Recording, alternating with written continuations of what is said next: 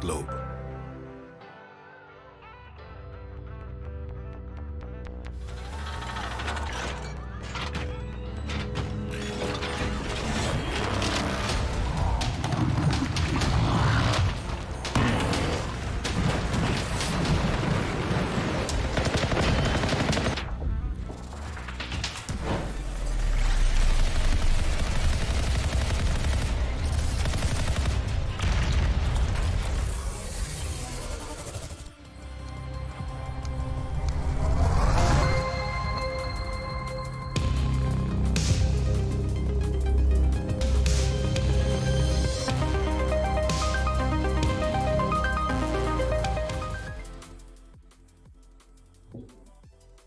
Good afternoon, everyone. Welcome to the third season of the University Alliance Cup featuring Wild Rift. The top collegiate Wild Rift teams in the Philippines are all here competing to raise the campus torch, a prize pool of over 150,000 pesos, the right to call themselves the best in the country, and of course, scholarships. I'm Hiron, with me is Giang Gaming, and we'll be your shoutcasters for this first best of three for Division B. We're going to have Division A matches later, but for now, it's going to be APT Conquerors, Apex Tamara Conquerors from FEUA, and of course, it's going to be versus URS, University of Rizal System. And this has been a very nice up-and-coming team as well. How are you doing right now, though, Gian? Looking at the bracket. Actually, I'm very excited because again we had another batch of our predictions. Last week was kind of interesting. The You got an backstory 8 out about of how I 9. got mine already. Let's not talk about it anymore. Mm-hmm. And for this, I'm actually really excited because we saw some interesting lineups yesterday, interesting plays, Mm-hmm. and also the patterns. I mean, on all of the Division B, all of those games, all three games, if I'm not mistaken, Mm-hmm. were all 2-0. Oh, yeah. So it's kind of like a demonstration of talent or like a statement series for the teams that have won. And right now it's going to be a bit of a newer version because Mm-hmm. teams, I think, have adjusted for now. And if we look at the Right, matchup here, Vagar's APT open. Conquerors versus Digital Giants, uh, we saw the performance last Of week URS, of yeah. Digital Giants, and Very, very now, strong. yes, they're gonna battle with APT Conquerors, which they have not much information yet because it's Mm-hmm. gonna be Yeah. the first game. The most information we have is going to be on Arxiz, who was also the Baron laner from the previous season of UAC for Apex Tamaros, or here they're APT Conquerors. His champion pool was mostly like may dalawang Gragas, may isang Darius, isang Garen. So right now, I'm not Mm-hmm. sure how well he's going to perform in a meta with a lot of like Rivens, Camille's, Fioras, Irelias. I'm just saying, but it looks like na-pick up ni Arxiz during the break yung ano. Like he's adjusted, which tells me he is a player that really adapts to the meta instead of like wallowing in his own champion pool as the meta shifts. So Irelia, nakita nga natin yung bans dito. All of the power top laners are open. Like we have like the holy, not really a trinity, right? Like it's four. So it's Irelia, Riven, Fiora, and Camille. But here, Digital Giants is not gonna opt for the carry top laner skill Yeah. matchup. Just gonna go for the lane bully, right? The Renekton, try and match the Irelia, and the Lee Sin, very nice. Mostly banned last week. Now it's gonna be open. Yeah, especially for Summit. I mean, did have a really good performance with the Riven last week. Now they're gonna switch it up. It's like his statuses and Summits Mhm. swap their styles.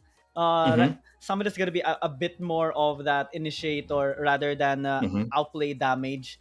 And the statuses is gonna be playmaking, but also clean up because Lee Sin has really good damage Mhm. burst. Where in Renekton, you have a choice to either go for a little bit more sustain or go for Mhm. that additional damage depending on the matchup you have, and in which here if the Conquerors, they're building a team fight based composition with lots of crowd control. I mean, Madume. I yep. like this comp. I like this comp from APT Conquerors.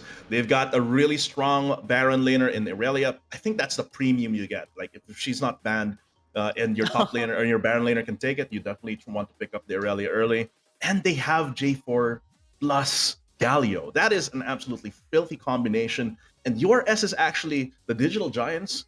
They're actually picking the virus into this comp, right? This is very dangerous here for Kira. I would have expected like an Ezreal here from Kira as well instead of the Varus, because it's so easy to just get caught within that storm of Cataclysm into Hero's Entrance, and then you just get beat up by like the Irelia after. Like you just get dove by those 3 members. Yeah, that's true. And yeah, and I'm hoping to see a lot of safe play coming in from the Dragon laners of URS Digital Giants here, because right now this Varus is scaring me. But let's move on to the second banning phase that we have.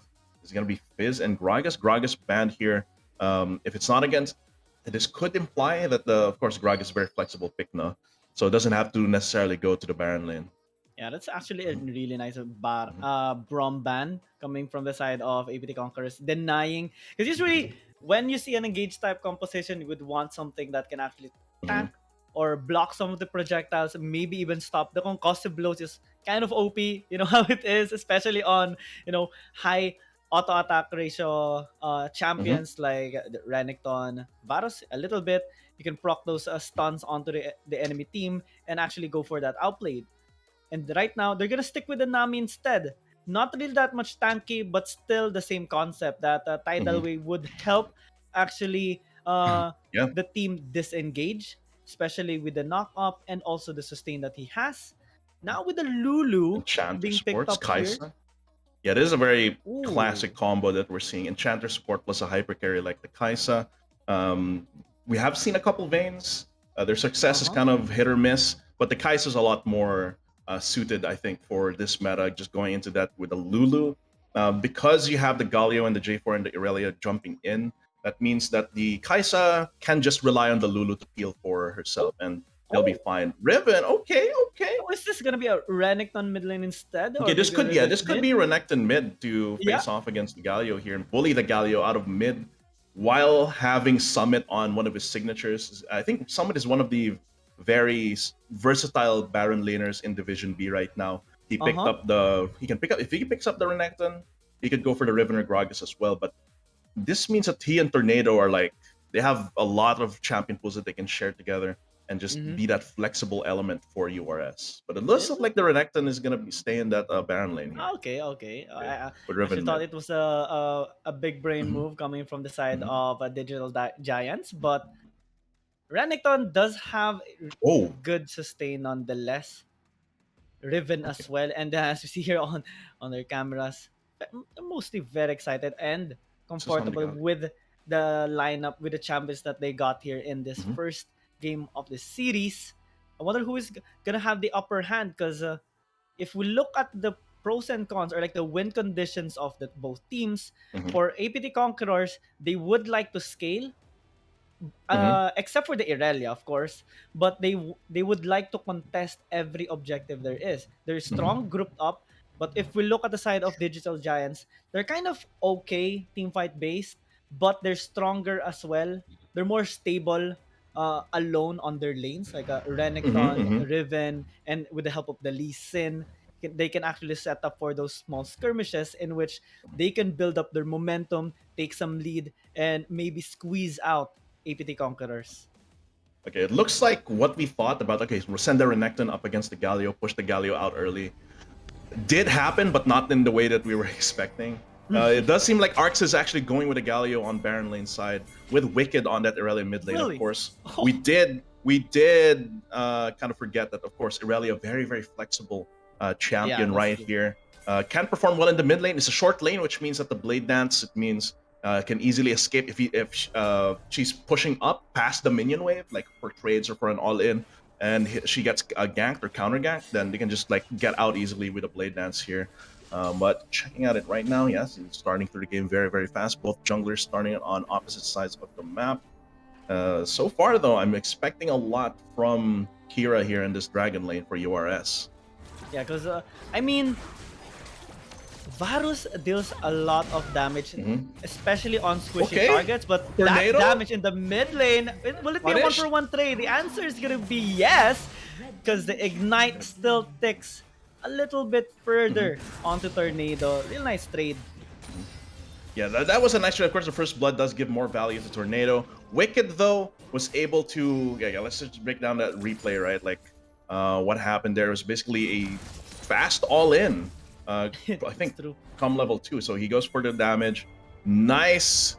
Okay, I think Tornado there kind of miscalculated his damage, no? Yeah, his Like he damage thought and what the one flash. auto was enough. Yeah.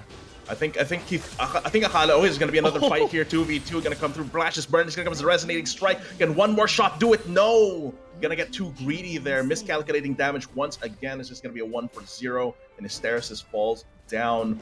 Waste of a flash there and delays his jungler clear. But Oh, okay. wow. Okay, Back Tornado and forth. greeted that, but this is actually way worse for him because now Wicked has 2 more kills Yep. and the red buff.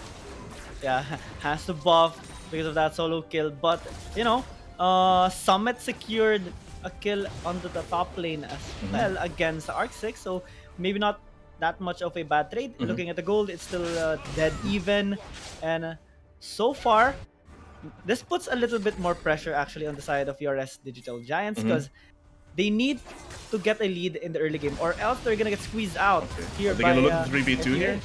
Yeah, that's gonna be the Sonic Wave. Okay, just going straight for the J4 here, but now they're gonna pivot onto the Galio. Now Arxis is gonna get bullied out. 0-2 now. It seems that they responded to the pressure well, no? Like they went to push in, shove in mid lane while Wicked was away, and then go for a 3v2 while he was now. Now he's gonna continue their fight coming through as well. Ruthless Predator just to push Vanilla Ice, but that's gonna be the Sonic Wave into the Resonating Strike. It is gonna force a trade though. Very good there. For Vanilla Ice to recognize, or rather for Hysteresis, or for Vanilla Ice rather to recognize that he's gonna die anyway, so might as well force a trade. But still, that's jungle's loss and vision gained here against FUA. Man, this mid-tier 1 tower has 100% kill participation.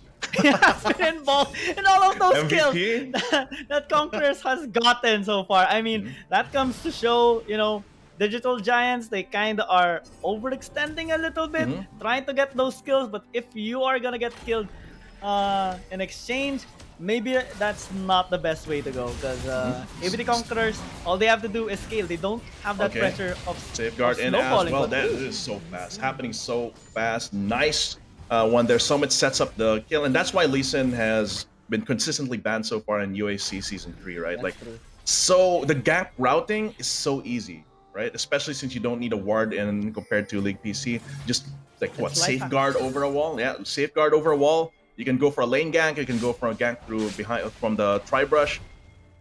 It's so versatile here, and even with that initial kill on him, and when he greeted Wicked under turret, they're still going for it. And immediately, what? The alley-oop into the bubble, into the tidal wave. Zed has to flash over, but he's still under pursuit. Kafu gonna try. Sonic Wave not gonna hit, but this gives them control over the Drake, and that's what's important. They are going to trade this with the Rift Herald here. Or is Summit gonna try and go for this 1v3? He does have the Rift Herald quote-unquote backing him up, but it doesn't seem like he's gonna risk it at all. They're just gonna go for mid lane here. They're 3-man strong into the turret. What are they gonna trade that with? I'm still, you know, surprised on what happened a while ago. Tornado with a flash stun. Break that down. Into the kick into that bubble aqua prison. That was S tier. I mean, look at that slow-mo. Wow. They're like, that was planned. That's premeditated. Planned. That was premeditated murder right there. So they get 2 turrets off of that. URS going strong here against FUA. So far, Arx is their most experienced team member because he is relegated. Not really relegated, but he is forced to go on this Galio, which means that he doesn't have the capacity to carry so hard. He's already 0-3. Just has to make sure that he gets value out of that hero's entrance. But yeah, URS showing that they are a contender in this Division B. Gonna go straight for it. Okay, that's the Tempest is not gonna come through. The Dragon's Rage would have finished him off, but good flash there from Konorski. All right, Kahu actually has been making those good initiations, and it's gonna be a problem actually for FUA whenever they try to engage. If this Nami continues to be on point on those crowd control, because that tidal wave, those aqua prisons, they would deny the entry of APT Conquerors, in which they only have a few of them. You have R6 that would really more like want to follow up with the hero's entrance rather than just his punch in, so that he can land all those CC combo. It's gonna be up to Vanilla Ice actually to go for that initiation. But if he gets denied by an aqua prison or the tidal wave, that's gonna be a problem. Not only Nami's the problem, you have Kira, that chain of corruption that can actually make FEUA regret engaging is insane. You have the Yeah. damage from Tornado, you have the initiation from Hysteresis and Summit for the backline access. So FEUA, they need to be more, they need to Oh, create stealing a the red buff. strategy on how they can entry I think onto Tornado's URS. gonna get caught between a rock and a hard Ooh. place. Forced to flash over. Can he jump over the Drake pit? Yes, but the flash over means that Wicked is still gonna be able to pick it up. So a little bit greedy. But they do trade back 1 kill. He's gonna go immediately for the Cataclysm. Vanilla Ice trying to chase. Hero's Entrance gonna come in as well. Knocks up Kira. Kira's now trapped between all of these beefy frontliners. Gonna get taken down. Rampage goes to Wicked. That's their key back into this game to close that 6k gold gap, is to get Wicked up. Rip Herald in the mid lane to try and trade back that inner turret taken on Baron lane side. I think this is gonna end up as a FUA getting a little bit back, but URS is trading even here in terms of gold, maintaining that like 6 to 7k gold. Tornado's gonna go in, and immediately after responding, flash in with a Ruthless Predator means it's a stun. Windblade means that Zed's gonna be a little bit less healthy. Nice flawless duet there coming in from FUA to stun them out. Forces the Justice Punch to stop Tornado from coming in, and this I think is gonna stop the momentum of URS, but they're still maintaining that 6k gold lead. I remember watching your cast last week, and I just want to revisit that moment. I love the score. Very nice. Love the score right now. Yeah, very nice. I mean, my predictions last week were also like 6 out of 9 as well. Let's say I premeditated that, but yes, Drake and Herald are actually gonna come up at the same time. Let's see if the trade happens once again. But Hysteresis is gonna try and go for ZZZ. Gonna get Polymorph. Justice Punch dodges that easily, like it's a fighting game. Footsies. Flawless Duet is gonna stop his momentum right there, but still gonna come through with a flag and drag over. He's gonna get kicked over into the bubble once again. In comes the Hero's Entrance, but can they take them out before everything happens? Hysteresis is gonna get, he's gonna get stasis as well, allowing his team to get some time to try and cut back their losses. Arx is now on the run here. Tornado not hitting with a knockup on the third cast of the Broken Blade. Reft Herald is gonna spawn right now. URS does have the momentum on that because FUA has to back off. It seems like they will go for the Drake instead. It was taken earlier. They can even take the Herald after if FUA is not careful with their timing. Let's see, ping, a lot of pings there, so they are planning to contest it. Yep. URS actually executed that team fight quite well, given that it was a 4v5. Vanilla Ice overextended a little bit. He was punished. Summit tried to deal the maximum damage that he can actually do without Tornado, because he was a little bit late in the fight, and when he got in, actually, he hesitated quite a bit, I think, with the... Hysteresis is going to go in. Wow, instant combo onto the Kaisa there, but they're going to get into this choke point against the Vanguard's edge here. Tornado going to get this arm, going to get destroyed as he gets beat up, but this might give a little bit of time for US to change of corruption going over. Lots of damage coming through. That is going to be different for giving his life, but Wicked going to try and clean up and going to get bubbled and knocked up. Zed now lands on a chopping block. Kira staying alive here with the help of Kafu and his squad drawing aggro, and that's going to be the Rift Herald being taken. They get both of these as well, and let's break down that replay. Of course, here the Vanguard's edge really cripples the Riven here, but look at that. They maintain distance. Yeah, Kira was just free hitting all over the place. I mean, Vanilla Ice tried to engage with the Cataclysm, but what else can you do? You already used your flag and drag, so you don't have that CC to actually stop Kira from auto-attacking, and he is just happily taking those shots, those arrows piercing onto the members of FEUA with the help of Kafu, securing that multiple kills, and now at 10 minutes into the game, we're seeing 10,000 gold lead established here by URS. All the dragons secured. Rift Herald even taken by this team. Hysteresis though, taking a bit of pot shots here from Konorski.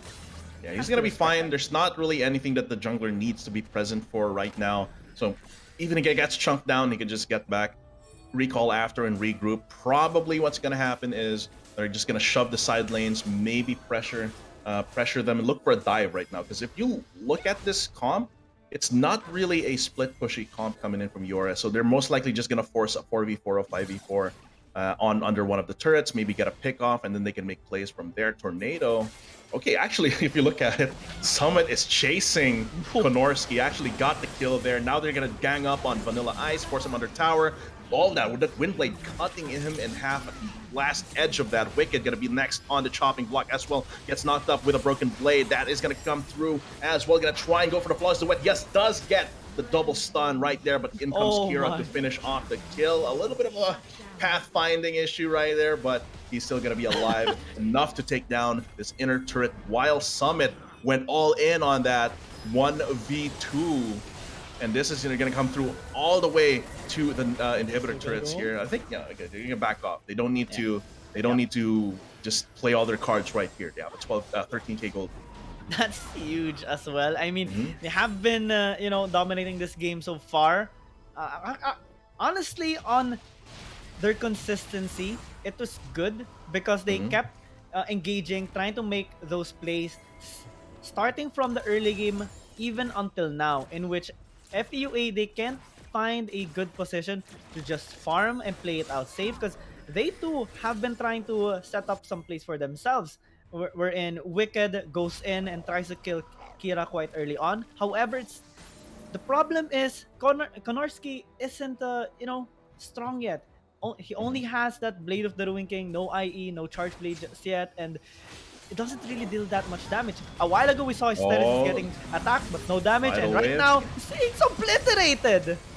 Indian Vanilla Ice next on the execution block right here. They are going to try and fight back, but just Ruthless Predator, or rather Slice and Dice over the Cataclysm. Golden Time with a Stasis, not going to give him enough to survive with as well. So that's what URS is doing. They're doing 4v3s, 4v4s, while one member just just goes for the all-in on the other side of the map here. Now, last stand here for Wicked. Can he make something happen? He is the biggest gold member of FU right now. Going to go in for that kill. Props the GA. And I think this is going to be a successful defense here from FUA with Wicked using the power of that Irelia to really get the last stand for his team now. Konorski and, of course, J4 here, Vanilla Ice on the offensive now, pushing URS out, but it's still a 14k gold lead.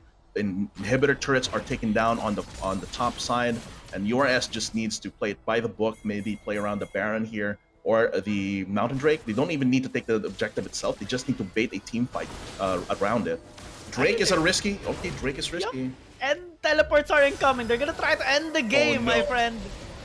Oh no, they went for the mountain. They just went Oh. for the Nexus. Oh no, that's you hate to Oh. see it.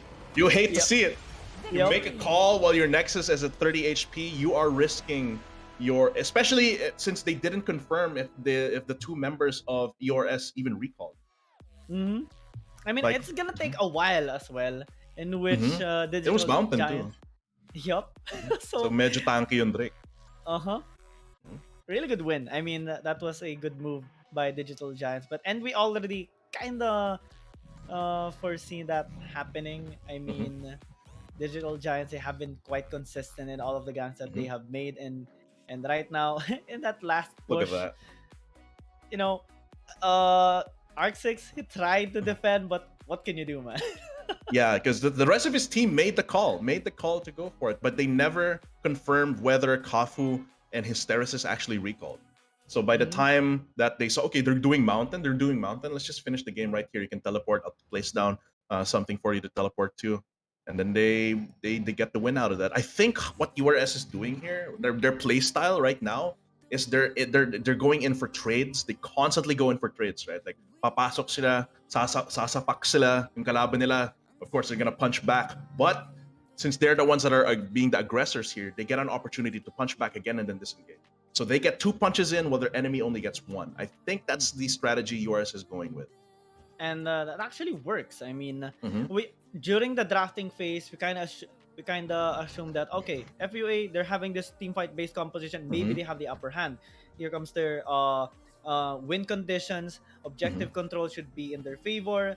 5v5 setup should be in their favor. However, it was not the case. Why? Because URS Digital Giants they made sure that FEUA aren't strong enough to actually Mm-hmm. be going into those kinds of team fights. They don't have that much damage. Konorski hasn't skilled just yet, and it's kind of just up to Wicked to deal most of Mm-hmm. the damage. And when he falls, the whole team falls.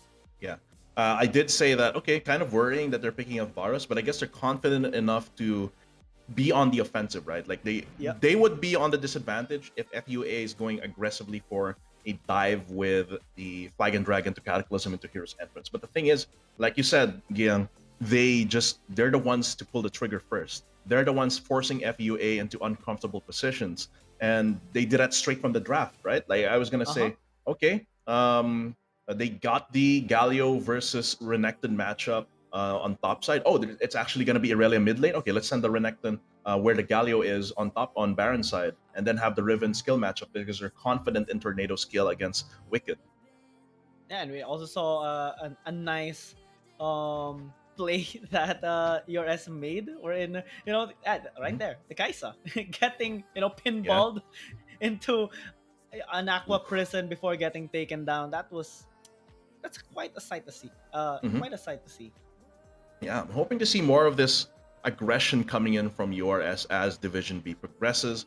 Of course, since Division B is in a double LMS format, this means that URS, of course, if they win another game here, this is a best of three. They'll be moving on next into the bracket while sending APT Conquerors down to the lower bracket. But if APT Conquerors can recover and pull off a comeback 2-1, then of course they'll be the ones moving out. And then I'm pretty sure that the Digital Giants will be wanting revenge. So I'm super excited for this next game that we're going to have, this game two between these two teams, because this is going to decide whether APT Conquerors is just going to fold or if they're going to fight back and recover. Yeah, and well, before our next match, of course, this is actually really excited Mhm. to say this because Mhm. I saw the comment section a while ago. So someone was commenting like, for something for scholarships, but Mhm. you know. We have AcadArena scholarships, of course, and they recently launched this in its newest cycle of scholarships that is Mhm. open to all student gamers. If you Mhm. have siblings, of course, cousins or friends who are in senior high school and college, they could apply for these scholarships. Simply visit acadarena.com/scholarships and get a Mhm. chance to be a hashtag AcadArena scholar. And this Mhm. is amazing, right? Mhm. Yeah. Imagine being a student, you have well, you have time ish, Mhm. you're studying, but also Mhm. you get a chance to earn some money for anything you want. Maybe Mhm. you have some needs, maybe you want to buy something, and Academia provides that tool for you. Mhm. Yeah, just get that stipend to help with your studies as well. I mean, we want to make sure that gaming isn't just for people that have the time, right? That since who usually has the time, no? Yung mga hindi kailangan ng part-time job para Mm-hmm. supportan yung tuition tsaka pamilya nila. This gives a great opportunity Yeah. for those that are less privileged as well, and also who are looking to supplement their or merge their hobby as well as their studies. But of course, if you want to bring esports to your school as well, not just on an individual level but on an organizational level, the AcadArena Alliance program is here for you. Alliance member clubs get access to our exclusive tournaments, mentorship, event support, and of course the Globe Esports Merit Scholarship. Learn how to join the Alliance today at acadarena.com/alliance. If you guys have an organization, a gaming or esports organization in your school, you can get in touch with AcadArena for that. If you don't, look for like-minded people.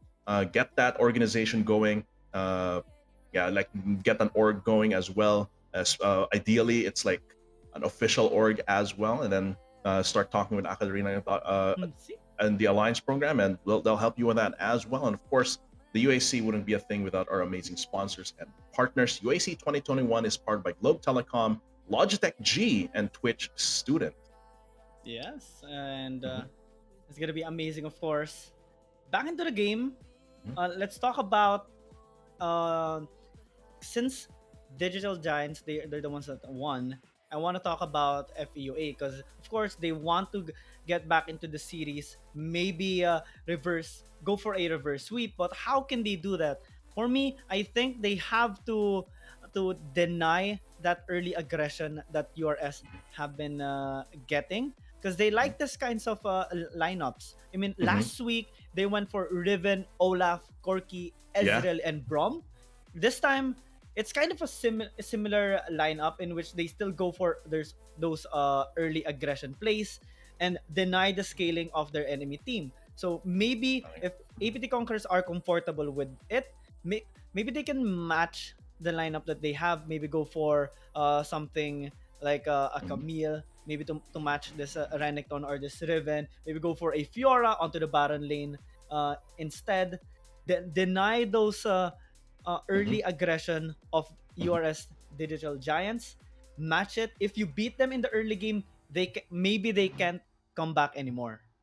Yeah, and because Digital Giants likes going for these trades, that means APT Conquerors, the Apex Tamaras from FU Alabang, have to play double time when it comes to punishing them. If they see that Digital Giants is gonna greed for a 2-for-1 trade, make sure that it either stays a 1-for-1 trade or you even go for 2-for-2. Yeah. This way, they're not building up a lead, but rather you're just inflating the gold for both of you, which means that you still have a way to fight back without just getting outstatted here. So yeah, banning out the Olaf against APT, banning the Yasuo. This is pretty much similar bans from last time. I remember during the first game. I mean, for I think the tower had 4 assists of the Yeah. 4 kills, in which it kind of shows how overextended your S Mhm. might get, and Mhm. that's what they should capitalize on. Because well, Mm. no team is a perfect team. They all commit mistakes. You just have to find those mistakes and make sure you punish them, right? Definitely. And because Digital Giants, the way they play is that they're trying to outvalue APT Conquerors. What they're doing Mm-hmm. is when they contest something, they make sure that they get more value out of it, which is something that can be punished compared to other teams we've seen that just deny that chance. Like they just choke out any chance for winning. APT Conquerors have, okay, they prioritize the Diana here. All the big four of Baron laners is still on the table right here. So I'm expecting a really good 1-2 punch from the red side. 2 picks here from Digital Giants, still sticking with a Nami. I love it. The Enchanter supports are being very, very strong right now. Uh-huh. Let's see if they pick up their Baron laner here or if they're just going to go for something for Kira, like the Varus or Ezreal. I actually thought that Okay, okay, listen. your S are gonna lock in an Ash. It's kind of gonna be unorthodox if you ask me, but Definitely. they do have that crowd control because of the enchanted Cousins. crystal arrow. But Kha'Zix, all right, they're still going for aggression. Early game advantage Mhm. goes for those ganks and assassinations. This time it's a lot more damage onto his Theresis, because on the Lee Sin, well, he deals a lot of damage, but he kind of has to build a little bit of tank if he wants to survive the chain CC that FUA can give you. But this time it's all damage. If you delete one person, you win the team fight. Maybe go for more. But APT Conquerors, I think they're still going with this team fight based composition. I'm not so sure if this is gonna go well for them, because last Mhm. game it didn't. But I like the champions that they have gotten so far. I mean, Rakan with that quickness into the grand entrance, Diana because of that moonfall setup, Kaisa for the late game. Maybe go for something like a damage like Yeah. Riven, The- Darius, so that they can have that extra oomph. Yeah, the Galio is also still open here, so if they want to, they can take that just to have a little bit more frontline, preemptively picking the Renekton up here to face off against whichever Baron laner to pick up. So it seems like they are really trusting in Summit's ability to lock down any carry top laner and out damage and bully them in lane. So whichever APT Conquerors goes for could be like a Riven or a Fiora or Camille or of course the Aurelia still, but they might go for Arxes going on something like Darius or Garen that can face off against that Renekton, but still. Lulu is gonna get Jarvan the fourth and Fizz getting locked down once again here against APT. So the Fizz is something that they respect. The J4, something that they realize could be a spanner in the works here, banning out Summit's Riven. The Gragas is gonna get locked down as well. So there's a lot of respect here onto Tornado. Oh, this is gonna be insane, because we're gonna have a similar matchup again, but maybe not so. I saw a hover on the Alistar, but of course they're not gonna pick that anymore. They're gonna stick with the Varus with their win conditions, kind of a similar draft. They only Mhm. changed the Lee Sin so far, so maybe they're still going to stick with Riven mid Yeah. lane. Yeah, Can they Riven still is go for banned it? here, but they Oh of no, yeah, they course, banned it. Yeah, but I of didn't course see. they can. If Tornado can go for other picks in the mid lane as well, like Oh, Darius, Corki is finally. banned. His Corki is banned. Could go for the Graves. Could go for the Maybe. Graves mid lane. He did play Graves mid lane. Of course, he can just play the Irelia now that it's left open here. Lee Sin's given Uh-huh. over to APT. Like I said, that's in the champion pool of Arxes. The Darius gets picked up to bully the bully. Let's see how well that Mm. plays out. The Lee Sin, I think, is a good addition. It just adds another layer or another angle that they can come through if they want to be the ones to pull the trigger against Digital Giants. Do they pick up the Lux here? Is this Yup, real? I'm Okay, Ari is a lot more yeah. standard in what we've seen Yeah. so far in UAC Season 3. And I like it. It's still very Hmm? aggressive. There's a lot more chances, though. It's way more punishable. The Kha'Zix is way more punishable than the Lee Sin. And I think the Ari is a little bit safe, though. So it's kind of evens out. The Ari is a little bit more safe than the Riven, but the Kha'Zix is a lot more punishable than the Lee Sin. But from APT Conquerors, what do you think of this draft here that they've made? It's very different. It's kind of the same, but it's different in its application from Hmm. last game. This time they have to rely on the charms of Tornado Mm-hmm. and Mm-hmm. maybe the engages of Renekton as well. For the disengage, maybe on to Kafu, Kleena for Aestheticis, and Kira. That is their comp.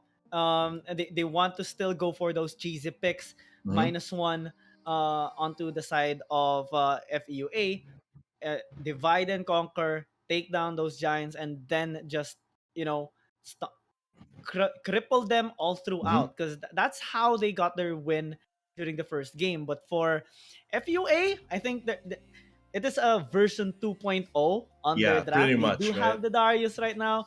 They're not going to be relying Mm-hmm. anymore on just Wicked for the damage and Mm-hmm. Konorski. Everyone can put something onto the table right now. R6 Mm-hmm. should be a problem because if URS can't burst him down pretty fast, he's gonna be able to sustain back up, in which that buys enough time for Vanilla Ice, Wicked, Konarski to actually Mm-hmm. make those plays. So Digital Giants, I think they have to, you know, proper setup and timing is gonna be key Mm-hmm. here for Digital Giants, because APT Conquerors, they have a much more stable composition. It's Yeah, no longer the same as the first game, in which if you take the Irelia down, it's gonna be a win already. This time, yeah. yeah, it's different. You have to take multiple members down in simultaneously or one by one. Yeah, I think for APT here, they've distributed the load, right? Earlier, the load was just split between Wicked and Konorski. Now, Arxis is taking, like, let's say, earlier it was 50-50 Konorski and Wicked. Now it's like 35 or 35, 35, 30 or 40, 40, 20 here. But it's going to be Kira taking a lot of damage. Kampu here for the support. Aggressively jockeying for the blue buff here. And they're expending a lot of members here, but with the ward being placed by URS on Baron side, they could just end up going for a vertical jungling thing where they just split the map in the diagonal. Uh-huh. And right now we're gonna be seeing, you know, additional aggressiveness coming from the side of FEUA. I like this, although Zed took a bit of damage from that because no follow-up was given. It's still level 1, level 2. Wicked can't really go in that much. So maybe they should still try to, you know, take their pace, take their time, in which let Konorski scale up first before making those plays. Unless Oh, R6 can make this an is what outplay they're in this doing. gap. Oh, they're gonna gank Arxes out. They force the flash out. Is that gonna be enough Oh! apprehend out of the decimate?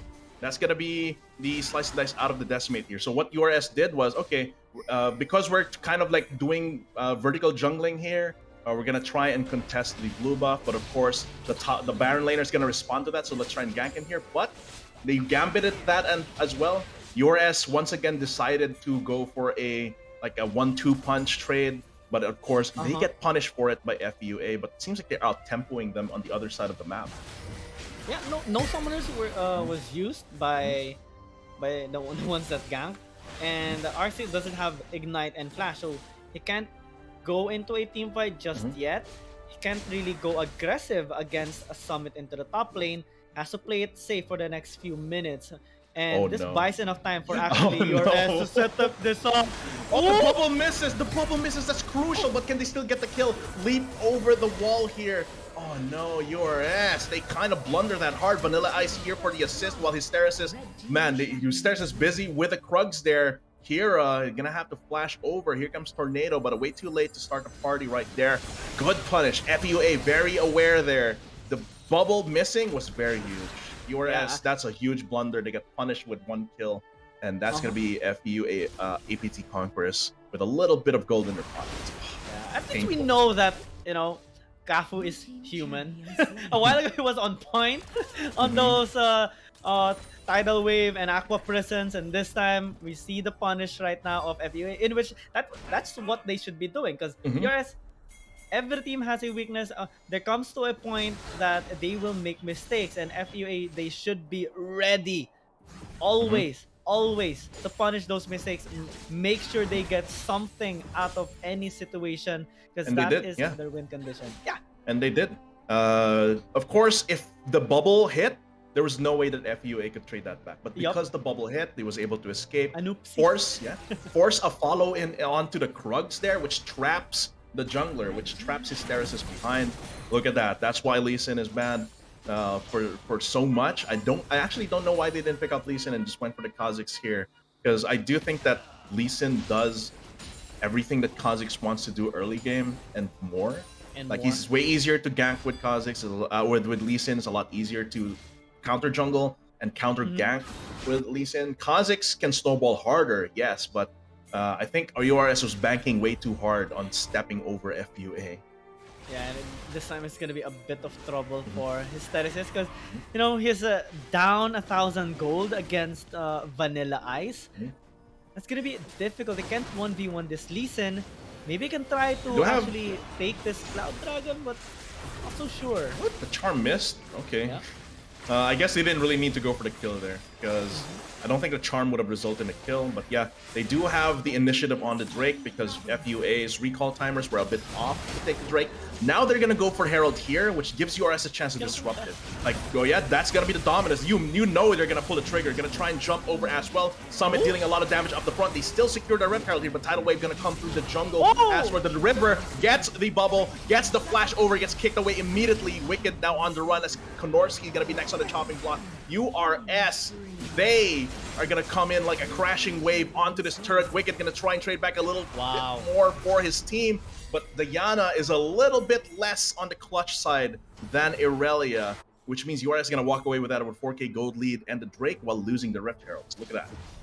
Yeah, FUA, they did get that Rift Herald, but definitely that is not worth it, because URS, they got 5 kills in total, in which most of it actually was funneled onto Hysteresis. A while ago, we just talked about him being behind, and now he is back into this game. 3-1 and 2 on his scoreboard.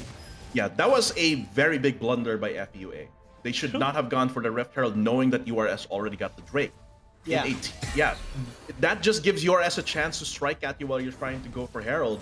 Especially, even if you are on blue side taking Herald, you are kind of advantaged in terms of that, but still, they got flanked. You know, when Summit popped the Dominus, you know what was going to happen, right? He pulled the trigger before Zed did. If Zed pulled the trigger earlier, he might have been able to delay Summit from going in, but even then, the tidal wave from Kafu is way too much in the river. And this comes to show how URS are actually quite confident despite any kind of situation. Yeah, they were struggling a little bit a while ago because of Vanilla Ice being really proactive. Now they're gonna go for these trades. Don't even need to trade it. But now that they know that they have an in, they have like, okay, Wicked gonna try and trade that back. Kafu flashes over the Moonfall very, very nicely. Double bubble gonna come in, means Kira is just going crazy. He's actually behind enemy lines right now. Dodges the charm here from the quickness. And that's gonna be Zed taking a lot of damage. They do push them out. They try and burn the Rift Herald on Dragon Lane side to try and delay them from taking mid lane. It does work out in their favor, but FUAP APT Conqueror is still getting damage here. Steris is going to get punished for his insolence right there, and Tornado is not able to trade it back. So here, FUA, big shutdown goal on the Darius. That's pretty big, but FUA, they know how to punish URS a little better. The question is, are they learning fast enough for a best of 3? I'm not so sure, actually, because 7 minutes into the game, it's still 3,000 gold lead for URS. Yes, there is scaling potential on the side of FUA, but it's kind of just Kaisa, Mhm. in which he can get bursted down by pretty much any member of your S aside from Kafu, because it's a Kaisa. When you get isolated, Hysteresis can just blow you up. Kira can poke you down before you can even go in. Plus, if you go in with a Killer Instinct, he can just pop you off with a Chain of Corruption.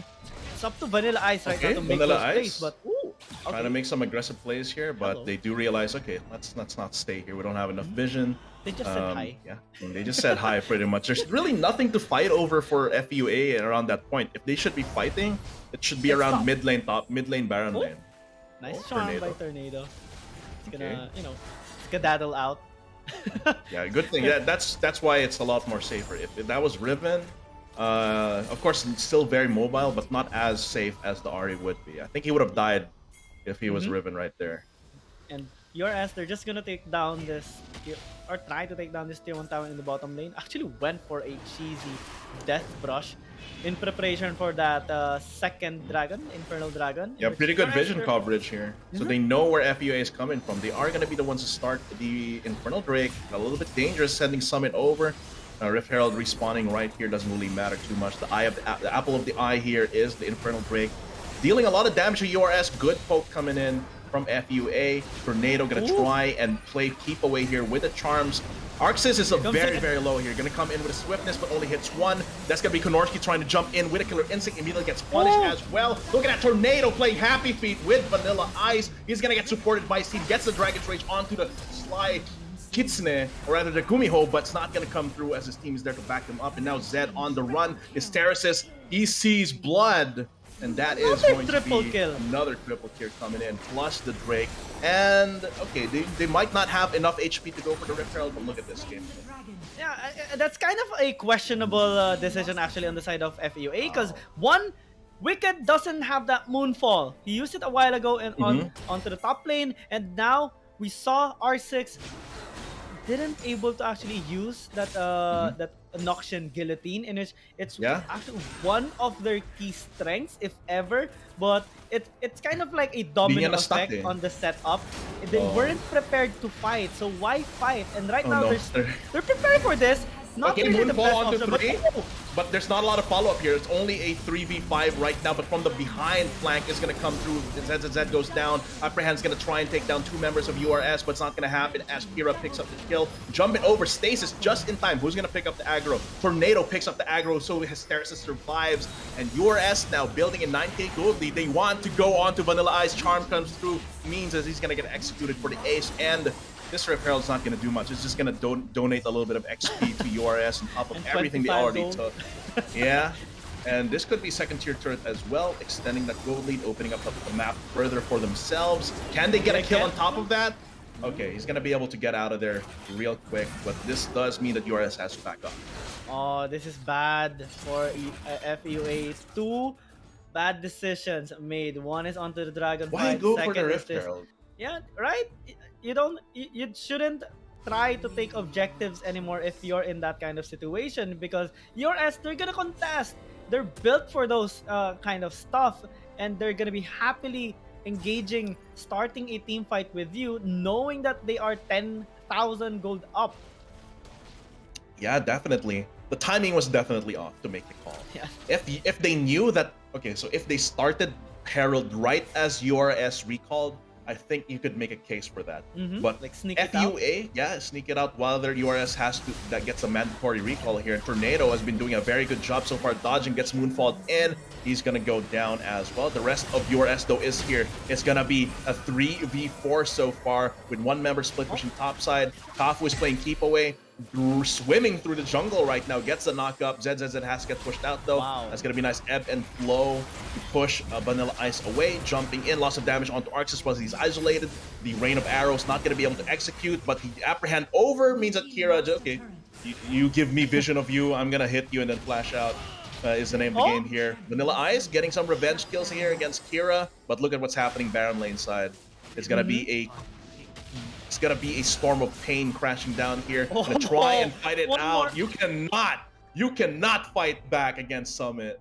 Yeah, don't even dare, says Summit. That is your final warning. Two people Damn. have tried and failed. Don't be the third.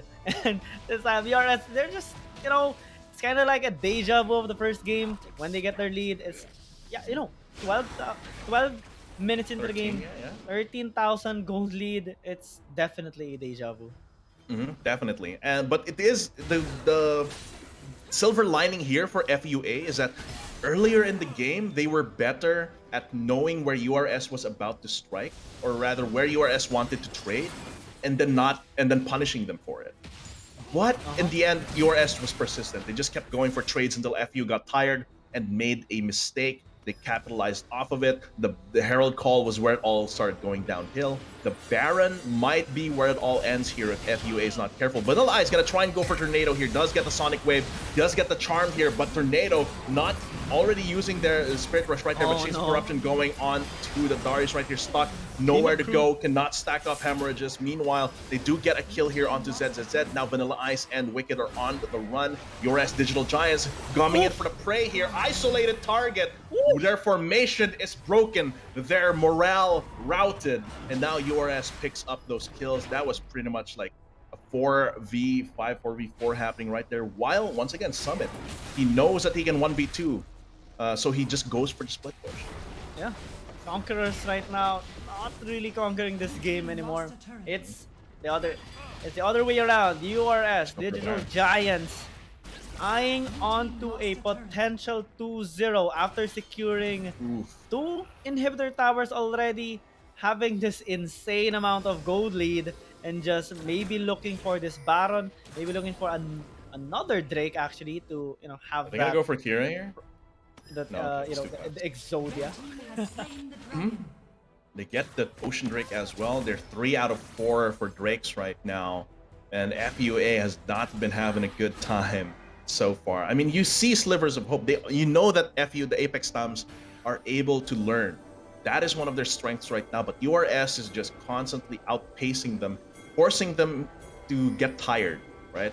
Siyempre, pag paulit-ulit na ginagawa sa'yo, mapapagod ka rin. And FUA, even if they're learning, URS is just throwing situations at them very fast, like over and over. You can't learn fast enough against that kind of speed. And now they're gonna get the Baron right here, pretty much uncontested. Walang vision yung FUA, and all they can do is really give it up. And all URS has to do is recall, regroup as well. Tornado can just even go for the kills right here. Spirit Rush out of danger. Oh, one last hit onto Arxis, finishes him off, burning the GA as well, or rather killing him down as well. Now Hysteris is out of control. They're gonna get Dragons Raged over. Killer Instinct to try and make some distance. Kira pushing them away. Nexus is exposed.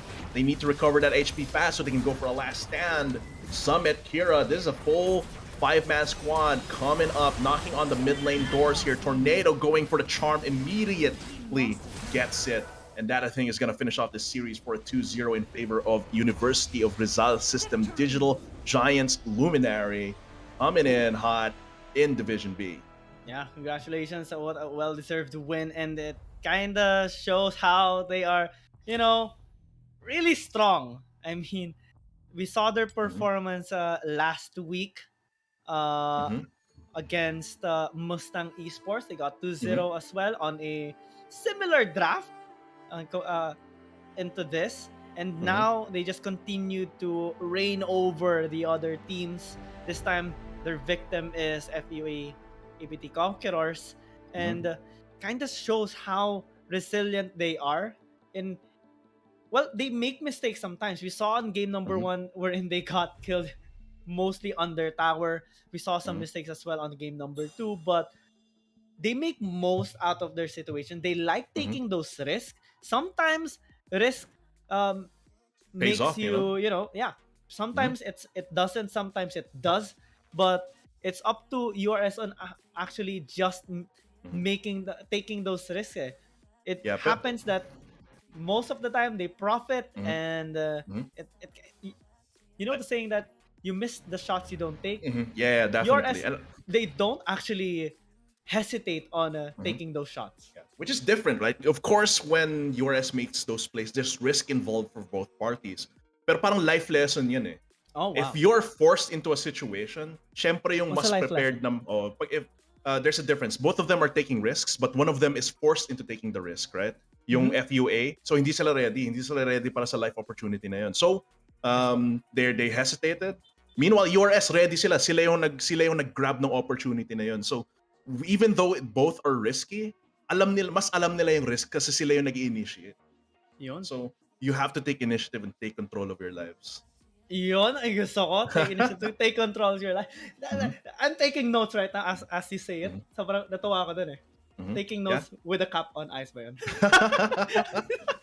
Sige, Just sige. for the memes. But that is going to be our first best of three for today. We have another one coming up for you guys. I believe our next game that we'll be Paradigm broadcasting Esports. is going to be NEU Paradigm versus FEU. Not Alabang. This is going to be the FEU that we know and love in Manila. So we'll be seeing you for that for the next game we have in your Shoutcasters. I'm Hyron. With me was Gian Gaming, and we'll be back for more Division B action after a short break. Niyang kariton, napalaki niya ng ganun?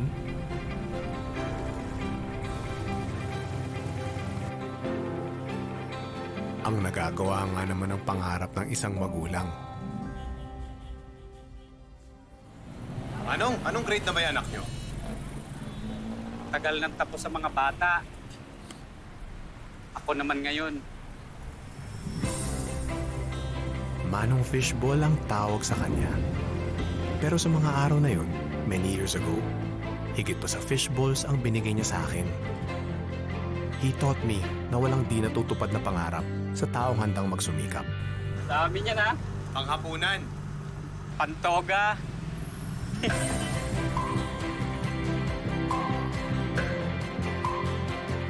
Atin ang pangarap. Atin ang pagsisikap. Atin ang mundo. Globe.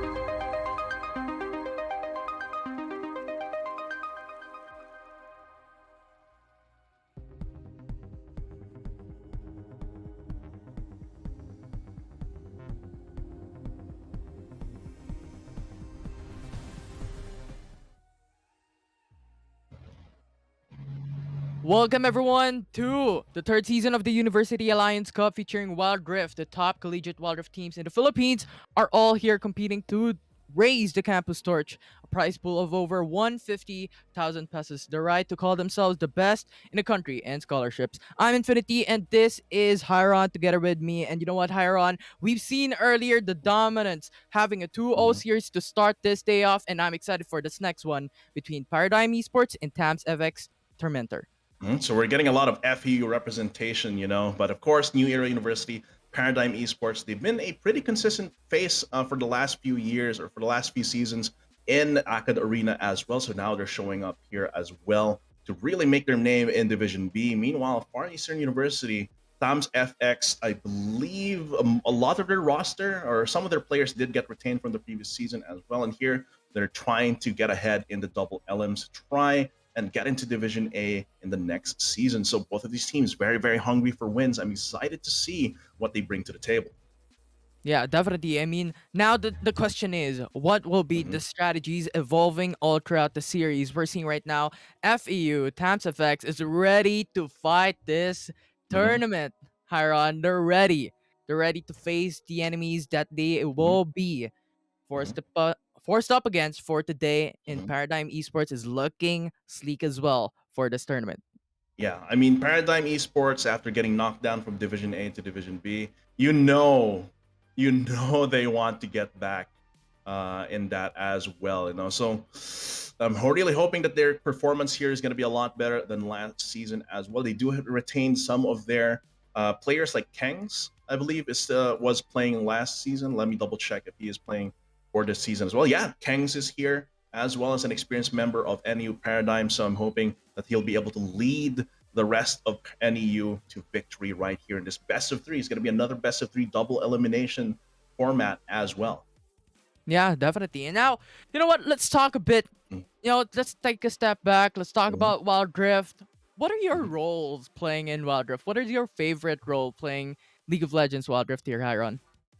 I usually go for something a little bit more simpler, so support is a lot easier for me as well. I used to play jungle in League PC, but it's a little too fast paced for me in Wild Rift. So when I'm playing support, I can just play an enchanter, chill a little bit. How about you, Yeah. Infinity? Mhm. Yeah, you know what? We're the same. You're Yeah. probably the fourth person that I've asked who is a caster who is also support Mhm. role. Because Yeah, pretty much. yeah, like pretty much all casters, well, Mhm. not all, but majority of the casters are like support role. I want to be support to play in League Mhm. of Legends Wild Rift, and it's fun. You know what? Supporting our teammates, Mhm. supporting our ADC, supporting our carries. And speaking of the same lane, what do you think are the champions that we can expect in the ADC? Now that we're Mhm. talking about roles here. We of course we see a lot of Kaisa, right? Kaisa is like the go-to if they want to just high octane go in, like they get like J4 Galio, and then the Kaisa can just jump in to pick off someone, right? Or in a team fight, it brings a lot to the table. Can not really self-peel, but get himself out of a danger with a nice killer instinct, or get in if they find an opportunity. So it's really either the Kaisa here, or if they want to be a little bit more safe, they can go for the Varus and the Ezreal as well. The usual. Yeah, it's a late game insurance policy, right? For Mhm. having Kaisa in your team, that strength and having that Kaiten Rain and even that killer instinct to jump into the backside is just so much value as a utility for your Mhm. team and even for yourself to go out in situations and go in on Mhm. situations in the Rift. And of course, this tournament is powered by Mhm. Globe. Um, Mhm. the University Alliance Cup wouldn't be a thing without our amazing sponsors and partners. UAC 2021 is powered by Globe Telecom, our official telco sponsor, Logitech G, our official gaming gear partner, and Twitch Student, our platform partner. Yeah, so of course we are streaming this on Facebook, but also you can check out twitch.tv/AcadArenaPH for our stream on Twitch as well. As you can use those emotes. I know I like to use the EEA Neep mode there, so you keep your face mask on everywhere you go outside, just like Neep. And of course, Logitech. They've been powering UAC and of course NCO for quite a while now. I got a Logitech G mouse here. You can get your own at logitech.acadArena.com, so you can supercharge your gaming setup, so you can hashtag keep playing. So just check them out there. This is like the basic one you can get, like a G102, but of course there's a lot more other high-end gear on that as well. But yeah, going back to this game right here, this is pretty much a battle of Far Eastern University's previous failings to get into Division A. I believe in the Division B brackets in the previous season of UAC Season 2, they weren't able to get to. They were able to get up to against Haribon Esports. Mhm. PLM Haribon's here, but they just couldn't quite make it. Meanwhile, Paradigm is the reverse story. They couldn't quite make a name for themselves in Division A. They got knocked out, and now they're here clawing their way back to Division A in the double LM brackets of Division B. Yeah. But you know what? We're now into the draft. It's all eyes on deck. It's between Paradigm Esports and Tamzef Experimenter. Who will be the first ban here? And it looked like Olaf will be hovered by Paradigm. Olaf ban hover. It is quite of a pain, Olaf high speed, high clear speed as well. And even though there's not a lot of hard CC, if the laner can set the Olaf up, it can with like their own CC, let's say like an Ari charm or hook shot stun as well on the Baron lane side, can go get easy pickings up there. And of course, with the Olaf being banned here, as well. It does open up some junglers that have a little slower clear speed as well. Galio, not surprising at all.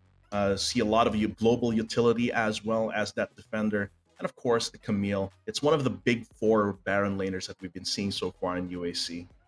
Yeah, it's just very strong, right? Mhm. And having Galio in your team, you can have that semi-global ultimate, the Mhm. hero's entrance to jump in onto those team fights, and it's not just having that presence for your team, but rather that big AoE knockup that can give so much value as well in those massive 5v5. So I think banning it away is a smart move by Tom's FX Tormentor here. But to Ooh. follow up, we have a Wow, Camille TF, ban okay. coming from Paradigm and TF banned away by Tom's Tormentor. So they absolutely do not want to deal with anything global, right? Which Yeah. means, or semi-global. But of course, this tells me that Tom's FX Tormentor might be looking to go for those early dives. Like level, like go out at the tail end of the laning phase. They go for those dives. A TF or a Galio can really put a spanner in those operations.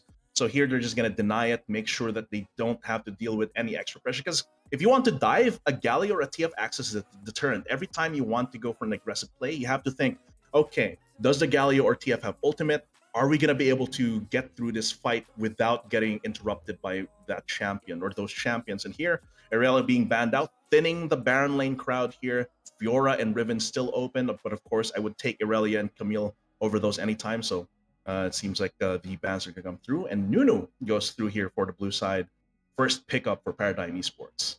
And this states to me a signal that New Era University wants to go for that backline heavy damage dealer because Nuno is probably the only champion that can tank in a jungle role and have that potential to really surface in for your team, getting that front line, getting all the aggro in those team fights. So that I think would be the target here by the blue side selection. But TFX now going for Ooh. Jarvan 4 and potentially Braum as well, heavy frontliners for their team. Yeah, heavy frontliners here as well with great both disengage here on the side of the Braum and of course engage potential with the J4. One of the biggest problems with Nunu, or not really the problems, one of the biggest issues with facing against Nunu is the fact that the absolute zero is for a couple seconds, that's going to be slowing your team down. So you can't really go in because you risk getting damaged by the absolute zero. Here, it's two birds with one stone. You can cancel the absolute zero channel with the flag and drag and then go for the initiate to set up your team. So I like the J4 here against the Nunu as well. It's really going to depend on whether Noda is able to use that Nunu to his full potential trying to counter jungle on top of being the tank. But I like the Varus pickup here as well. Yeah, and this is what we're saying a while ago, Plus right? healing.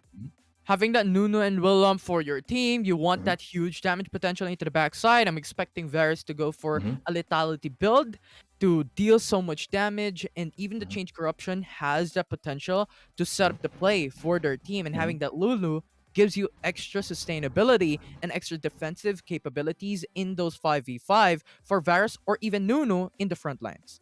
I like the Kaisa here. It is, I mentioned earlier, Galio is banned. They did ban their own Galio, but it's part of that aggressive combo where Kaisa wants to work with divers here so they can get pickoffs or aggressive frontliners here that can really help the Kaisa deal damage freely. We're down to our last 4 bans here on the second banning phase. This means that they want to secure a strong Baron laner to not get bullied out by the Renekton here for Tamrao's FX or Tam's FX Tormentor at this point. So we might see like the Fiora or the Riven come through as well. The Darius as well, I think is a very good ban here because if you're gonna pick up the Renekton ban, you might be wanting to get your own lane bully that can't be matched, and Darius could be that here for Catastrophe, or for Catastrophe. And now here is what I'm thinking, right? Baron laner for both teams are still missing. You don't have Darius, don't have Renekton, you don't have Irelia, you don't have Galio, you don't even have Camille, and now Riven is someone that is left open. If NEU doesn't ban this out, Tom's FX has the potential to pick it up. And now the question is, who is going to be the Baron lane for Paradigm Esports if every single Baron laner now known is banned away? Yeah, especially there are of course there's 2 left open, right? Like Fiora.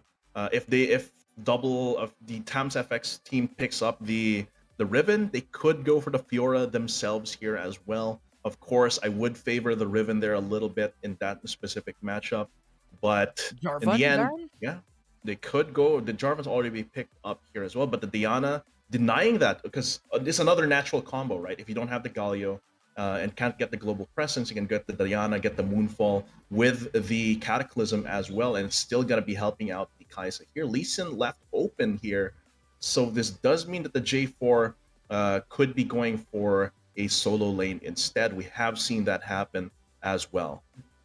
Yeah. And I think at this point in time, we're seeing TFX to go for a very secure lineup, having that Mhm. early game potential with the Lee Sin and also the Jarvan 4 at level 3 Mhm. to set up the plays. And at late game, you have Kai'Sa to be that torch handler for their team to set up those huge plays for TFX. And now Paradigm Esports though, I'm liking that Ari pick to have that pickup potential Mhm. alongside with the Varus later on. Yeah, and like I said, they are able to pick up the Fiora here. So this is Baron Lane Jarvan. So all this time, it was actually Baron Lane Jarvan all this time. The moment they locked in that Lee Sin, it kind of clicked with me. Okay, they're banning out the Renekton, they're banning out a lot of these strong Baron laners. Fiora, like I said, not as powerful as she was before. I would definitely pick up the Camille Irelia Riven kind of trifecta over the Fiora, and it's a lot easier to deal for Jarvan the Fourth to deal with. And we have seen J4 Baron Lane in pro play as well. Yeah. But you know what? The final pick here is something that I'm very, very interested about to talk. Annie. Mhm. It's Annie. Because in Wild Rift patch 2.5, we've seen Annie Mhm. being nerfed out. And now this is interesting. I think they want to do an alternative to the hot pot combo of having Jarvan Mhm. 4 and Ziggs in your lineup. But since Ziggs is banned away, they need something in return. And Summon Tibbers is really strong at the AoE CCs. But this is very interesting. I think Annie would be at a disadvantage, especially up against Ari Yeah. in the early game, because she doesn't really have any range. Yeah, have to get up close. The closest way you extend your range is like using the very tip or the very lip of the AoE for summoning Tibbers, but that's your ulti. So in laning phase, is going to be a lot onto Honed here to try and gank Envious Dead before the Spirit Rush comes up, and then Ahri just becomes ungankable unless you go for a hard dive. So I'm liking the Annie here as well. Like I said, you want to combo the J4 with something that really thrives in these scrappy AoE situations. And Annie, despite the nerfs in the previous patches, is still going to be quite potent here in terms of getting that CC and AoE damage out set up for the Kai'Sa. I think Notorious here is definitely what they're playing around. So we're going to have to see how this plays out. This is a best of 3, so adjustments can happen in Game 2 and possibly Game 3. But it seems like we will be loading onto the Rift as for this best of 3 here. NEU Paradigm Esports versus FEU Tams FX Tormentors. Yeah, it's a 5-man roam early game for FEU. They want to secure that early game if ever something happens. If Paradigm Esports wants to go very early aggressive, they have their strong feet, Okay. having that Lee Sin and Braum. But for now, they just want to fast clear into the mid lane to give that setup for their mid laners, Ari and Danny.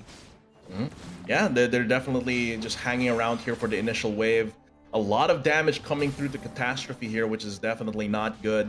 A couple weak spot hits here coming in from Rome, and that might be first blood if he's not careful.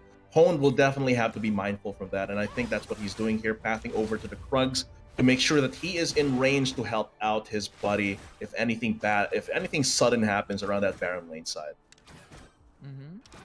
And now, basically, it is very, very quiet, except the top lane, because Catastrophe is very, very low.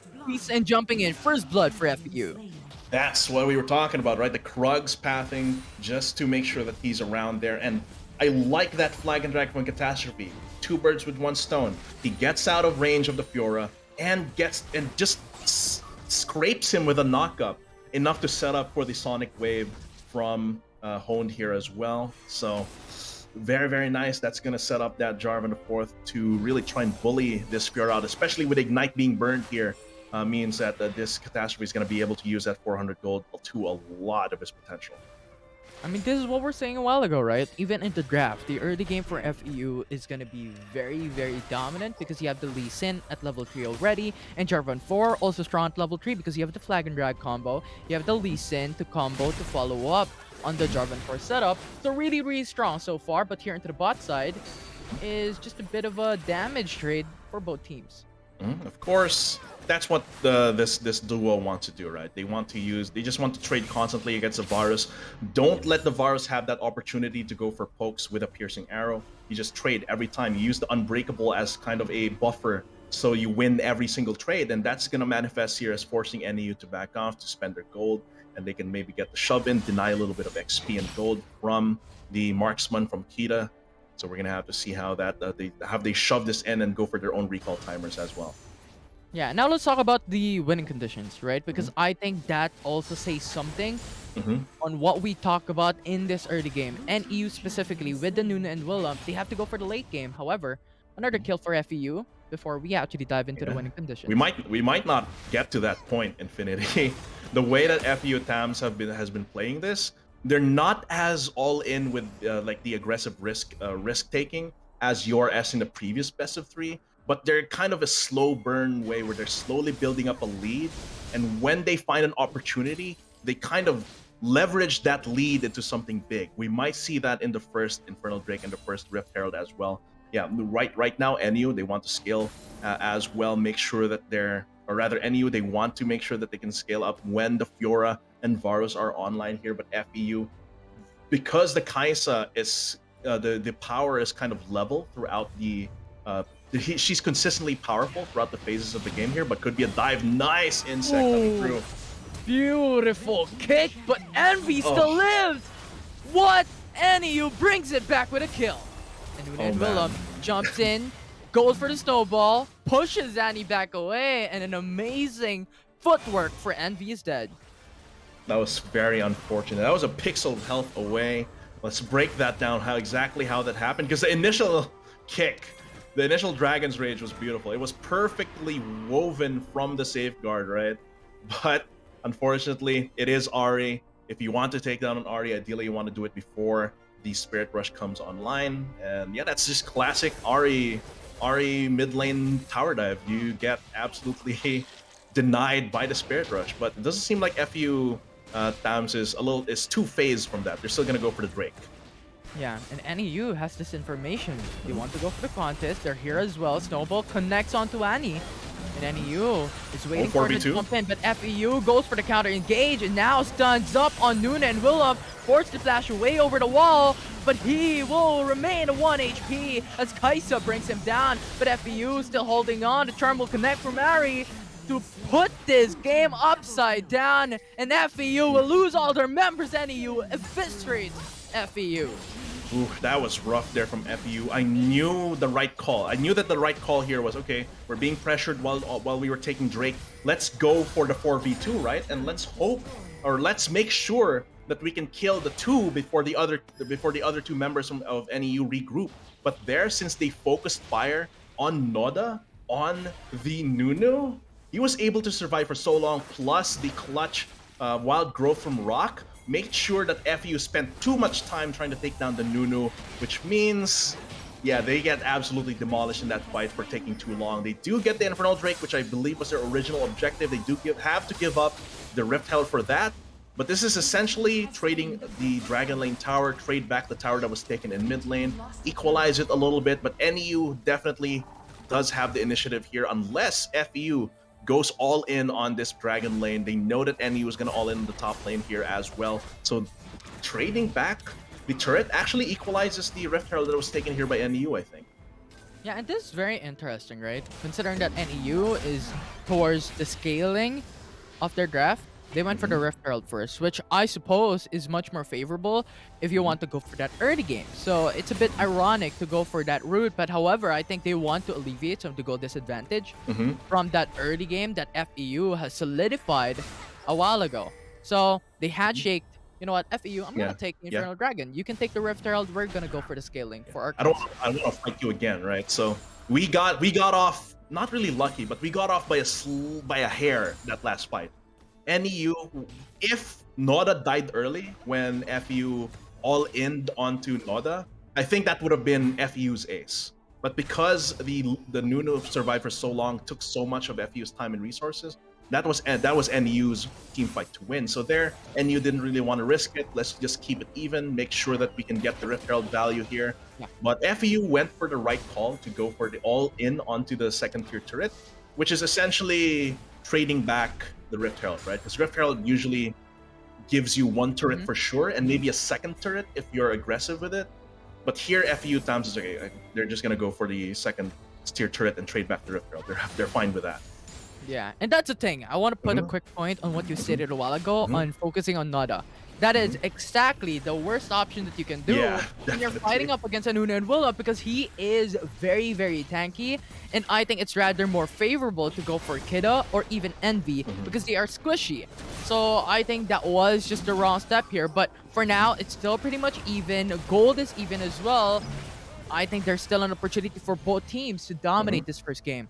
Yeah, they're definitely still jockeying for position here, but there's not really much to look for. Like, NEU has no reason to stick around mid right now. They have to focus on the side lanes, so those turrets are so low. Meanwhile, FEU, they want to focus on the mid lane. So there's kind of a disjunct where both of these teams, the objectives they're currently going for are not really in sync, so they're not really going for contests. So most of it is going to be setting up the side waves and also shoving in this mid lane wave and pressuring that as well, because that is going to force a decision from NEU or from either of these teams, actually. So it's that dance of managing your side waves and shoving in mid lane. Yeah, it's dancing to the melody, right? Who's the better dancer? Who can keep up with the pacing of the music? Because if you can't keep up, that will be the sort of step that you can fail. You will trip down into trying to catch up. So I think that is what we're waiting for, and that is what both teams are waiting for a mistake to happen from any of these teams. And Topside is looking for it. Look at Lee Sin waiting for that opportunity to dive in. They want to go for it, but once again, this is Envy is Dead, and so far Envy is Dead has shown that he's able to get out of these situations. But I think, okay, they're not gonna pull the trigger on it. He gets the recall off. They're just waiting for the wave. The wave was cleared pretty fast here. They're gonna cut the wave here bot side, but this is gonna be a very delayed top lane take. Doesn't seem like NEU pulled the trigger on the bot lane turret here because they're just going for mid lane instead. So this could end up being a first tier top turret for mid lane, second tier here. It is what's gonna happen. Drake is gonna be spawning in a little bit. Let's see if FU is able to run them, force them away here, because Catastrophe's looking for something. It's much more work for NEU, but as you stated, FEU jumping into the fight, and now Kida is very low, but he still lives. No one is putting him down. Timbers! How can he do this? But look at Braum with a Glacial Fissure to go for the counter engage, but they cannot. They don't have any much more damage to set up the play as Kaisa jumps into the backside with a Killer Instinct, but he cannot find anything as NEU lives with no one being killed. No jungler as well for FEU, which means they're gonna have to give this Drake up. Seems like they can't really go for the Rift Herald either, but yeah, I think what FEU was trying to do there, right? Like, Honed and Catastrophe went in early, but it was okay, right? Like, I was like, okay, they're gonna try and go for the team fight here. They're gonna go in early, but the Killer Instinct and of course the rest of the kits of FEU Thams, they can follow up on that. But it was a little bit too deep, and they weren't able to take out their targets right there. Very clutch Wild Growth there. Once again from Rock. Very clutch on those ultis to survive for a little bit longer, which is the difference between success and failure so far for Paradigm Esports. And now, though, game's still relatively even. The Rift Herald being taken means that this will be a trade back on the mid lane turret, unless, though, they go for a team fight. Absolute Zero connects onto Tree as FEU gets eviscerated once again. NEU brings down 3 members, and this is what they're looking for to dominate the arena. Definitely. Once again, FEU with a slight mistake there. They thought that they could go, they could jockey for position on the mid lane, but NEU just goes straight for it. Okay, they're split up. We're gonna go for the 5v3, 5v2, and not give you enough time to respond. They take out mid lane inhib at this point, and now they can just focus on the side waves. That mid lane is gonna be constantly pressuring. FEU's gonna have to respond to that. It does give them a little bit of a comeback potential because of those super minions, but of those powered up minions, but NEU is still definitely in the driver's seat right now. And I think this sourced back to what happened a while ago, right? Mhm. As FEU was trying to get that top lane turret, NEU was able to secure the tier 2 turret into the mid lane, which Mhm. opens up big time for NEU when it comes to Mhm. map control. Because that actually gives them control over the top quadrant and the Mhm. right quadrant of their enemy's jungle. Mhm. And I think that in turn led FEU to a very, very bad deficit in Mhm. this game. And this is what they were looking for. The late game is our winning condition. And I think we spoke too soon a while ago, Hiron, that it cannot Definitely. happen because right now it's happening. Yeah, I think NU's done a good job at sniffing out FEU's mistakes, right? The smallest mistakes that FEU makes, they turn it into a team fight losing one. So it happened earlier on the Drake. It happened earlier when FEU was trying to go for that fight there. NU was able to stop them in their tracks, you know, trap the J4 and the Lee Sin in, make it a 5v3 later. And even though the Annie and the Kaisa deal so much damage, it's not enough when they no longer have that frontline. Gardo's not enough to well guard against the threats against his damage dealers. And we'll see if FEU can bring this into a par Nice charm. game.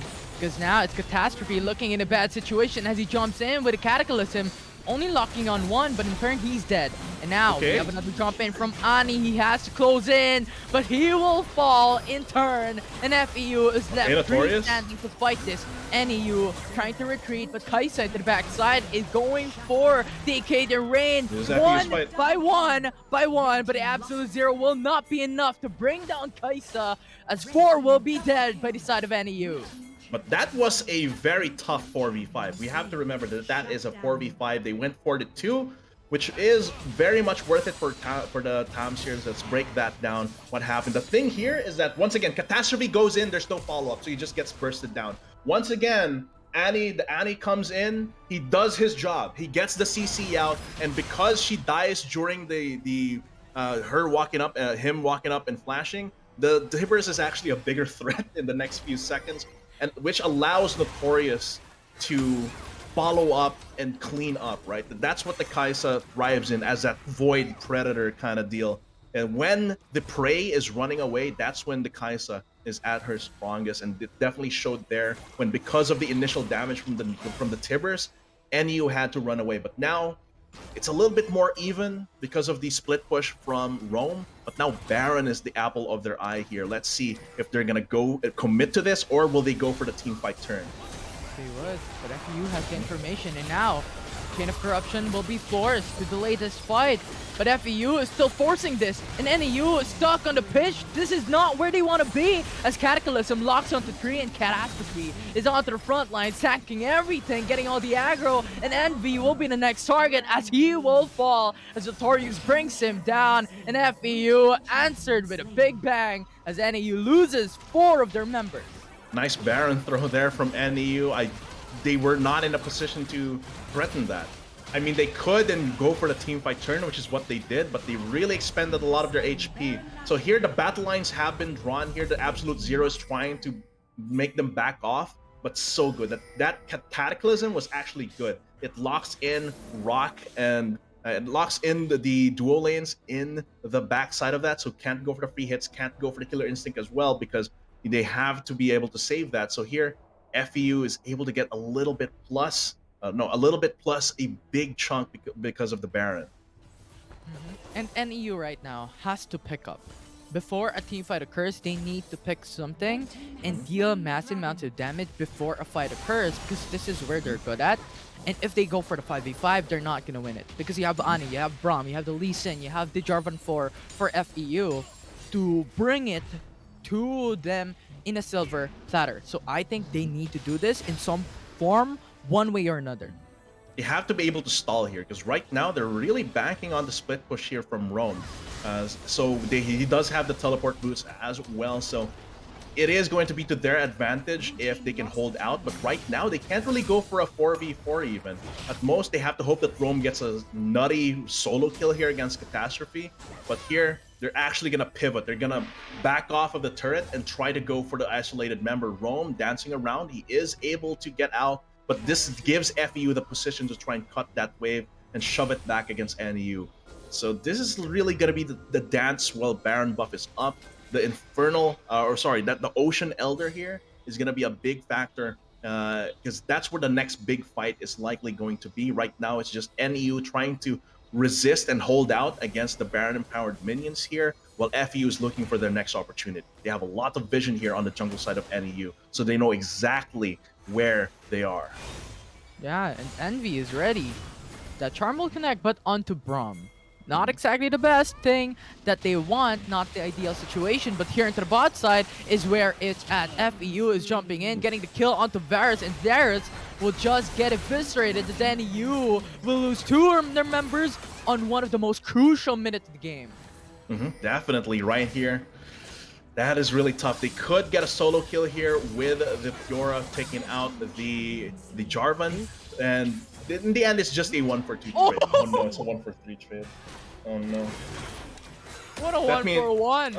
Yeah, that's gonna be a 1-for-3 overall, and NEU is gonna have their backs to the wall here. It is, the gold lead is starting to grow. The map control, I think, is way more important. It's FEU with the turrets being taken down.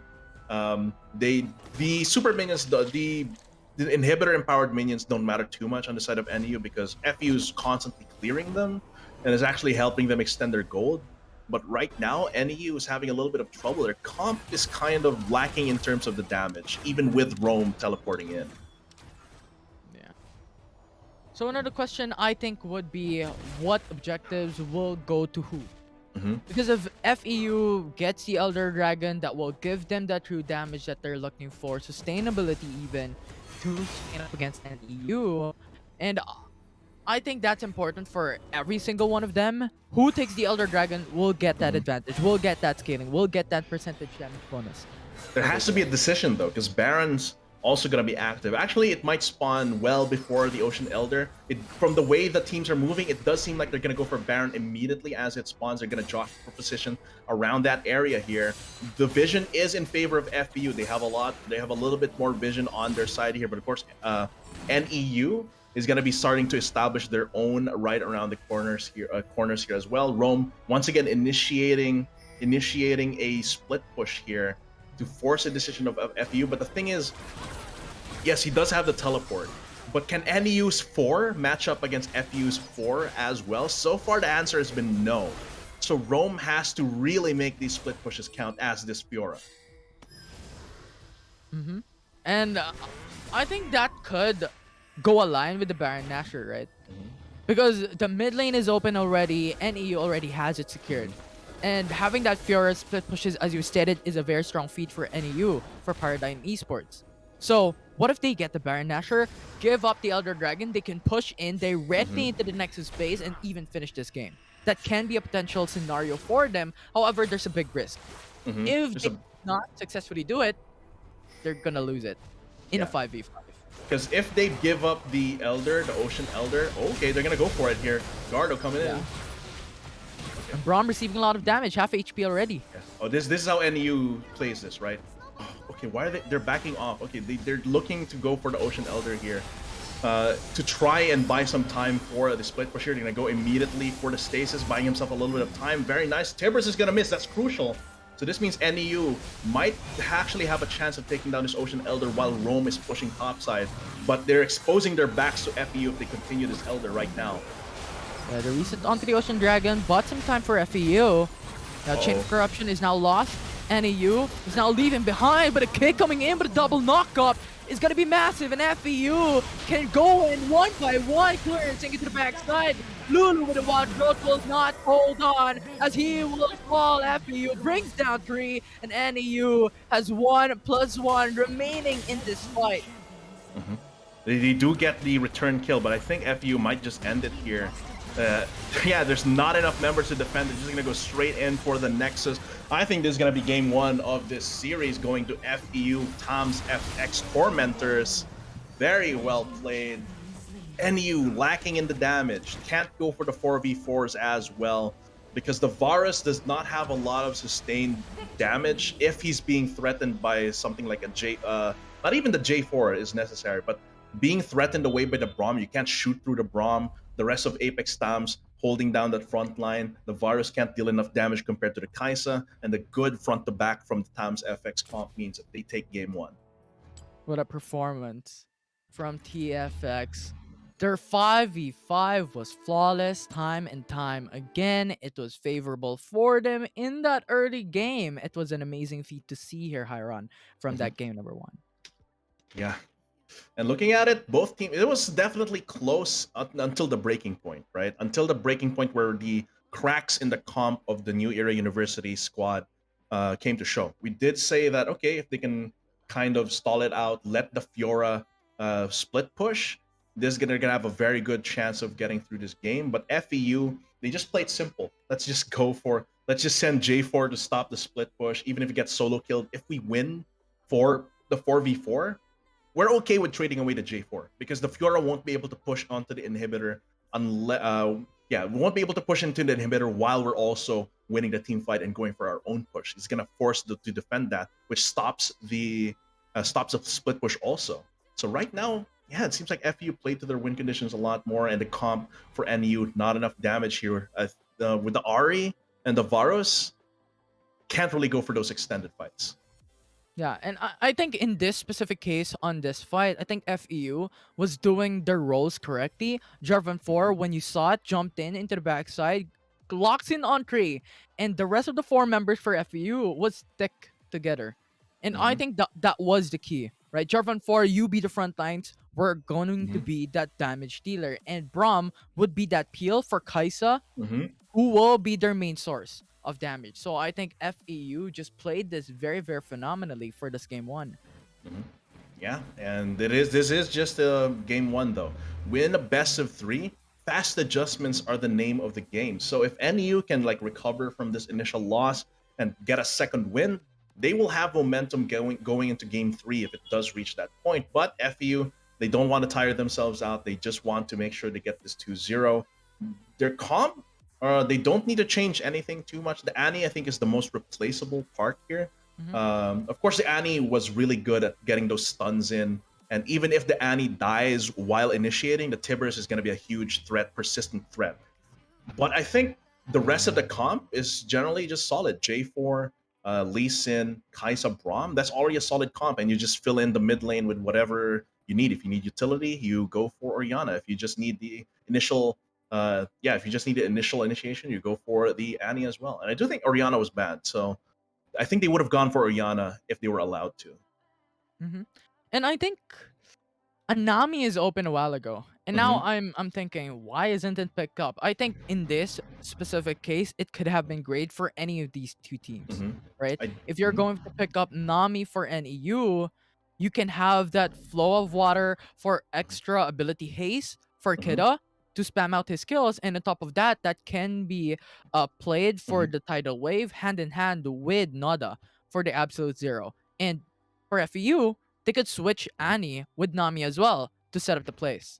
hmm Though, yeah, they can't really replace the Braum at that point because it's what shuts down the Varus, right? As Mm-hmm. for the Lulu, yeah, I agree. The Lulu could have been a Nami. It could have gone either way. I do think that the Wild Growth had a lot of value right there, but you can also say, okay, maybe a lot of times they would have been able to have space if there was a tidal wave knocking them up and slowing them, right? So now in the parallel universe, we might we it could have happened. It might happen here in game 2. NU is on red side as well. They could just drop the Lulu and go for the Nami. Both are enchanter supports with a lot of value as well. But with a changing of sides, maybe this is the breath of fresh air that Paradigm Esports needs in order to even the scales here in this best of 3. Galio ban, Olaf ban immediately right here. Mm-hmm. And Galia Olaf, for running it Mhm. back when it comes to the bans, Yeah, they don't want to fight up against a semi-global TF ban again ultimate here. for TFX, Mhm. potentially. And Olaf having that anti-CC with the Ragnarok with the ultimate is also something that is Ooh, really, Aurelia. really Okay. strong. But Aurelia for now, I think they want to Mhm. remove it. They're on the blue side selection, so they have that priority. They could first Mhm. pick EF if it is left open if they want to go for Mhm. that route. Yeah, that could be what they're going for here, depending on how Paradigm Esports bans here. Of course, Zig's gonna get banned out. So if they don't ban the TF here, they might be the ones to pick it up. Looking at the champion pools here, and so far, um, could be the pickup that they want here as well. Depends on really what they're banned here. Kanuto, was he the one playing in the previous game? Didn't quite see right there, but Lulu being banned out means that they're cutting off the enchanter support choices here from Paradigm, because there really was a lot of value from that wild growth earlier as well. Could pick up the Nami if they're forced to. Yeah, definitely. I think that would be also a great support if Mhm. ever Lulu is banned away. You have that sustainability from Nami and that Aqua Prison and Tidal Mhm. Wave to set up the plays. Riven is banned, so TF is left open for the blue set selection. Is TFX going to pick this up? Are they? Are they though? Is the thing. The question is really is if they're confident in their cross map plays. The way they've been playing though, yeah, it does seem like they can go for it, right? They had a really aggressive composition that could brawl it out, and a little bit. Okay, so they're gonna go for the Jarvan instead. This might be they were the ones to ban out the TF, as far as I know. So maybe they're leaving it open now because they're like, okay, maybe Envy is dead isn't as threatening as we thought.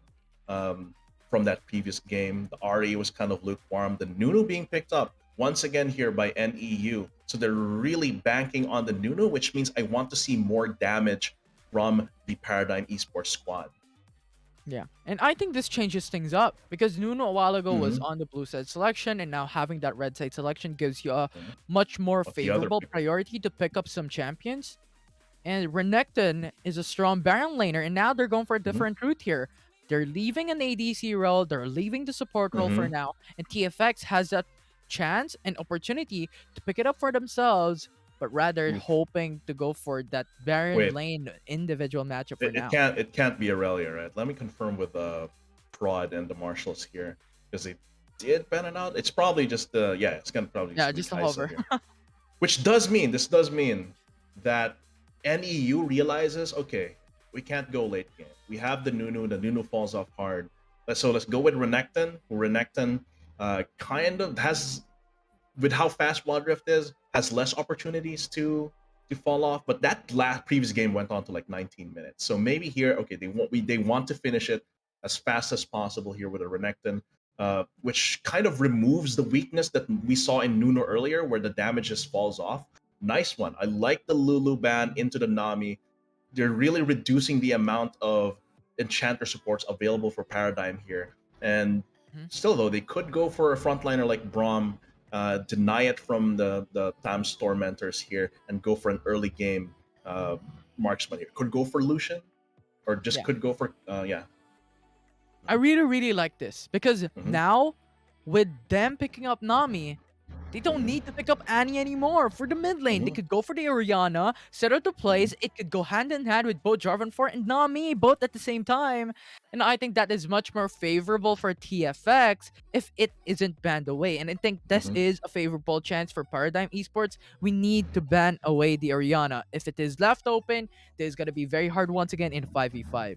Yeah, it does mean that Paradigm Esports has to spend the ban on. They did spend the ban onto Diana because once again, it's another combo that they can do with the J4. The Oriana as well, they could ban it here. They did so earlier, as far as I know, banning out the Varus here. But the thing is, if Paradigm Esports did lock in the Varus, I would say that it's Tam FX's game. It's the it's FU's game too if they lock in the Varus and perform the same way they did earlier. Because they weren't able to get a big enough lead early game for that Varus plus Ari to have huge value, and they just fell off compared to the Kaisa. I mean, it's banned away, so no Mhm. more chance to pick Mhm. it up. Now the question is, Good. what This is is good for the ADC? Paradigm. Yeah. It's good that Tams FX banned out the Varus because this forces Oh, no Paradigm ban? Esports. No ban No here cliff coming in. ban for Is Paradigm. so are we gonna see the Oriana here? Because I don't think Oriana's the play here for Paradigm. They would lack damage. They would just lack damage here, so they can't be the ones to pick it away. So now, okay, I like the TF ban here at this point. No, seeing that they don't seem to be prioritizing it, and this basically denies cross map plays that can say Nunu and Renekton Oh, 3-man dive. They they're lock going it to remove away. it. They They're lock going it to pick it away. up. Oh man. Okay. Okay. Okay. Now this is a much Okay. more Mhm. harder chance for TFX Uh-huh. to pick up a mid laner, maybe Ari, because Mhm. mobile and also a single targeted champion that can maybe have that Mhm. chance to balance this out. But You can just TFX, go you for know what? Annie again. Veigar Oh, is but left open. Vagar. It Actually, yeah, was Vagar banned is a smart previously. Yeah, move. it was. Yeah. It pretty much traps them in. They have no way. Yeah. Like, if, for example, if Paradigm Esports, they lock in like something like Lucian to shore up their early game damage, that Veigar is going to absolutely annihilate them when it comes to the Drake and the Herald fights here as well. We still have this J4 is still in flux, right? We're not sure if it's going to be Baron lane again or if it's going to be the jungle. Okay. It's okay. This Garen does indicate that it's in the jungle. I think it's a very good pickup here against the Renekton. A lot of Renekton's power comes in being able to just go in, slice in, and then dice out, right? The Garen pretty much denies him the dice out for the next few seconds. So is it gonna be the Darius to face off against the Garen and the Renekton as a sacrificial lamb to the Veigar here? Is that the play? We're gonna have to see I when the don't full think- effect. I don't don't think like this it. I don't will like be the it. ideal play, because if they Try it, pick up the 'cause- Darius, if Yeah, they they don't have a put marksman. that, yeah, they don't have a Yeah. marksman. And top of all Okay, that, okay. they don't have any range except for Oriana. And where you're gonna put Oriana? Mid lane. If you put Yeah. him mid lane, it's gonna be Darius bot lane, which is question mark. Question So mark. yeah, they Super really question need to mark. pick up someone that has range. And Zaya is a good pick for them.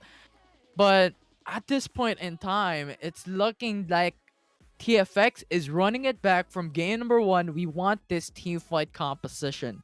And Mhm. Veigar, I think, removes that missing thing that they were lacking a while ago, which is range, which is that CC potential in a very safe way. Because when we're looking at Annie, he needs to jump in. He needs that proto belt to close up the distance and set up the plays, but not the most ideal thing if you want that mid laner to deal damage. And now I think TFX has locked in into the most ideal composition that they will have. And this is looking very, very intense coming from game number 2. Yeah, the Veigar here I think is a very nice pickup. Like, Event Horizon is such a big area denial tool. You basically, for the first few seconds of that spell, there's just absolutely no way you can get it unless you flash, right? And flashing aggressively against a Veigar, against this comp here that TFX has, is very, very risky. But I do like the Zaya pickup. I was like, okay, if they pick up the Oriana, they're gonna be lacking a little bit on the damage. But with Zaya being there, it's a lot of control elements. You have the shockwave in the ball. You have the feathers from the Feather Storm as well as the Blade Caller, dealing a lot of damage back and off. So this is good against the comp that they picked up with a J4. And I'm expecting a lot here from NEU. They were a Division A team before. They want to get back into Division A this season as well. So they're trying to make sure that they can stay on top of the game here and stay in the winner's bracket. They don't want to get sent into the lower bracket here where their chances are going to get slimmer and slimmer. And now we're starting it up with FEU and NEU. We're doing the same thing. NEU going for the 4-man roam into the mid lane, wants that fast clear. But for now, let's pick up the winning conditions here, Hyron. What do you think is the thing that FEU and NEU are supposed to do to win this game too? Right. So right now, FEU, because of how they built it, they don't have that Lee Sin plus J4. There's no Lee Sin plus J4 here, right? So they have to go for a little bit more front to back, and that's how they win. They just go for a standard front to back and chant the Kaisa. Later in the game, you just outscale, or not really outscale, but you have much more damage potential than NEU. For NEU, they have to play it a little bit slower, right? They can't dominate the early game except with Roam, with Renekton. So they have to go for this kind of sweet spot where the Kaisa hasn't fully scaled up, but the Oriana and the Zaya are able to control the battlefield and deal out the damage at the same time. So there's that sweet spot between mid and late game where NEU can go for a winning swing, but FEU has a lot more potential to win across the board. Their comp is very well balanced. And I think on the other hand, for NEU, I think they're going for a pickup, right? Because they have Renekton, and I think Renekton will be their picker for NEU, for Paradigm Esports, right? To pick up the plays, to pick up a champion, to get a kill for them. And I think that will be the most important thing, to let Renekton scale, if he can, into top side. Because later on team fights, they are at the disadvantage, as you stated a while ago, when it comes to the winning conditions from both these teams right now. And it's looking like both teams are very, very safe. No one's going for that aggressive push, and Hound for FEU doesn't really want to go for that early play. He just Yeah. wants to farm. Yeah, right now, just looking for gank opportunities while clearing just as soon as possible to get Cataclysm. He does have it right now. This is what I said about the Garen being a good pick into the Renekton. Renekton cannot do his usual bully business because the slice called the meek, Ruthless Predator called the meek dice out is not possible as much against Garen because he can silence you and then you're stuck there taking the Damascene Justice. Mhm.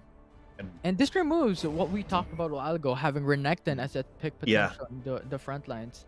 And this is going to be much more harder for NEU on what they need to do.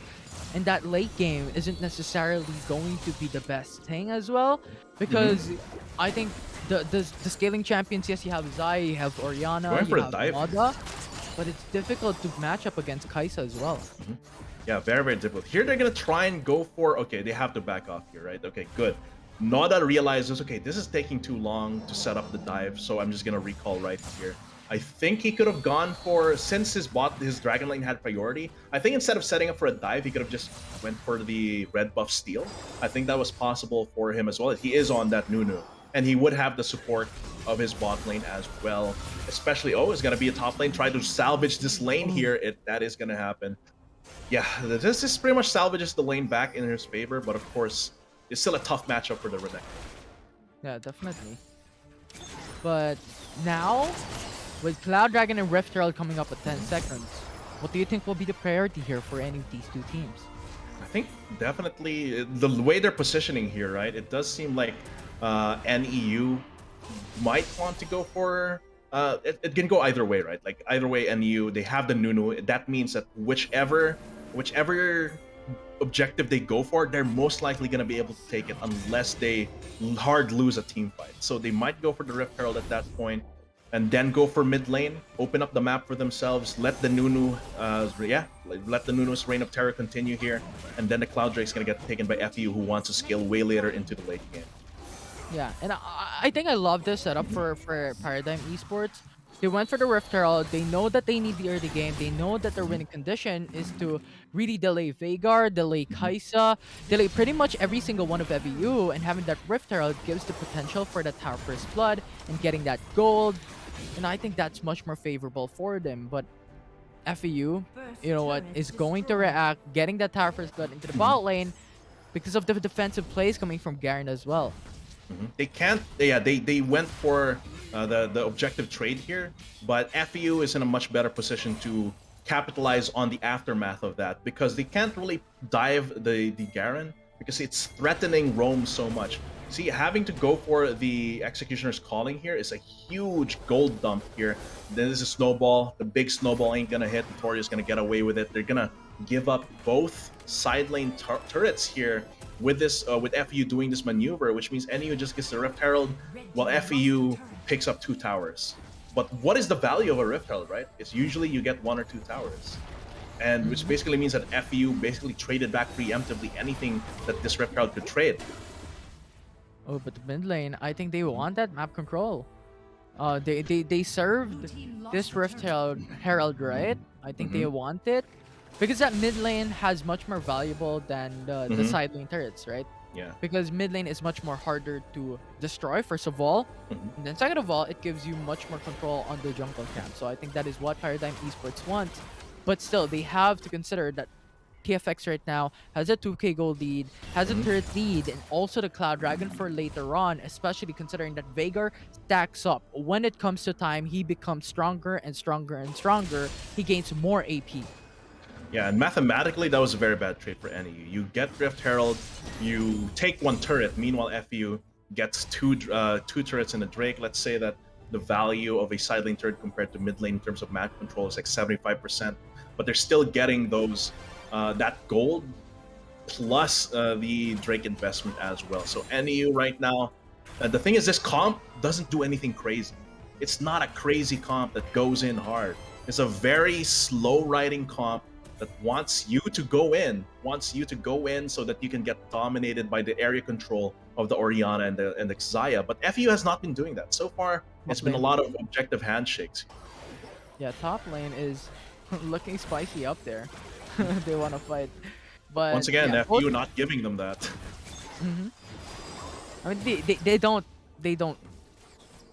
Because if they do, I mean, you have that gold, you have that kills that will successfully come through, which is looking very dire for them. So, right now, I think NEU has to play relatively safe because they're already at a disadvantage. Just look for the right timing to set up the plays. Maybe get Veigar or Kaisa. If they can get a pick off, that would be great. But once again, their only big pick off thing is a really scuffed like snowball through the lane to catch people running, or go for the Ruthless Predator with Roam. Right now, Roam isn't really the powerhouse that he needs to be. The Garen counter pick really made his lane scuffed here at this point. So Roam can't really do much except shove the lane in and hope to be relevant in the team fights. And now the Ocean Dragon will come up at 17 seconds. And also the Rift Herald on the second time around.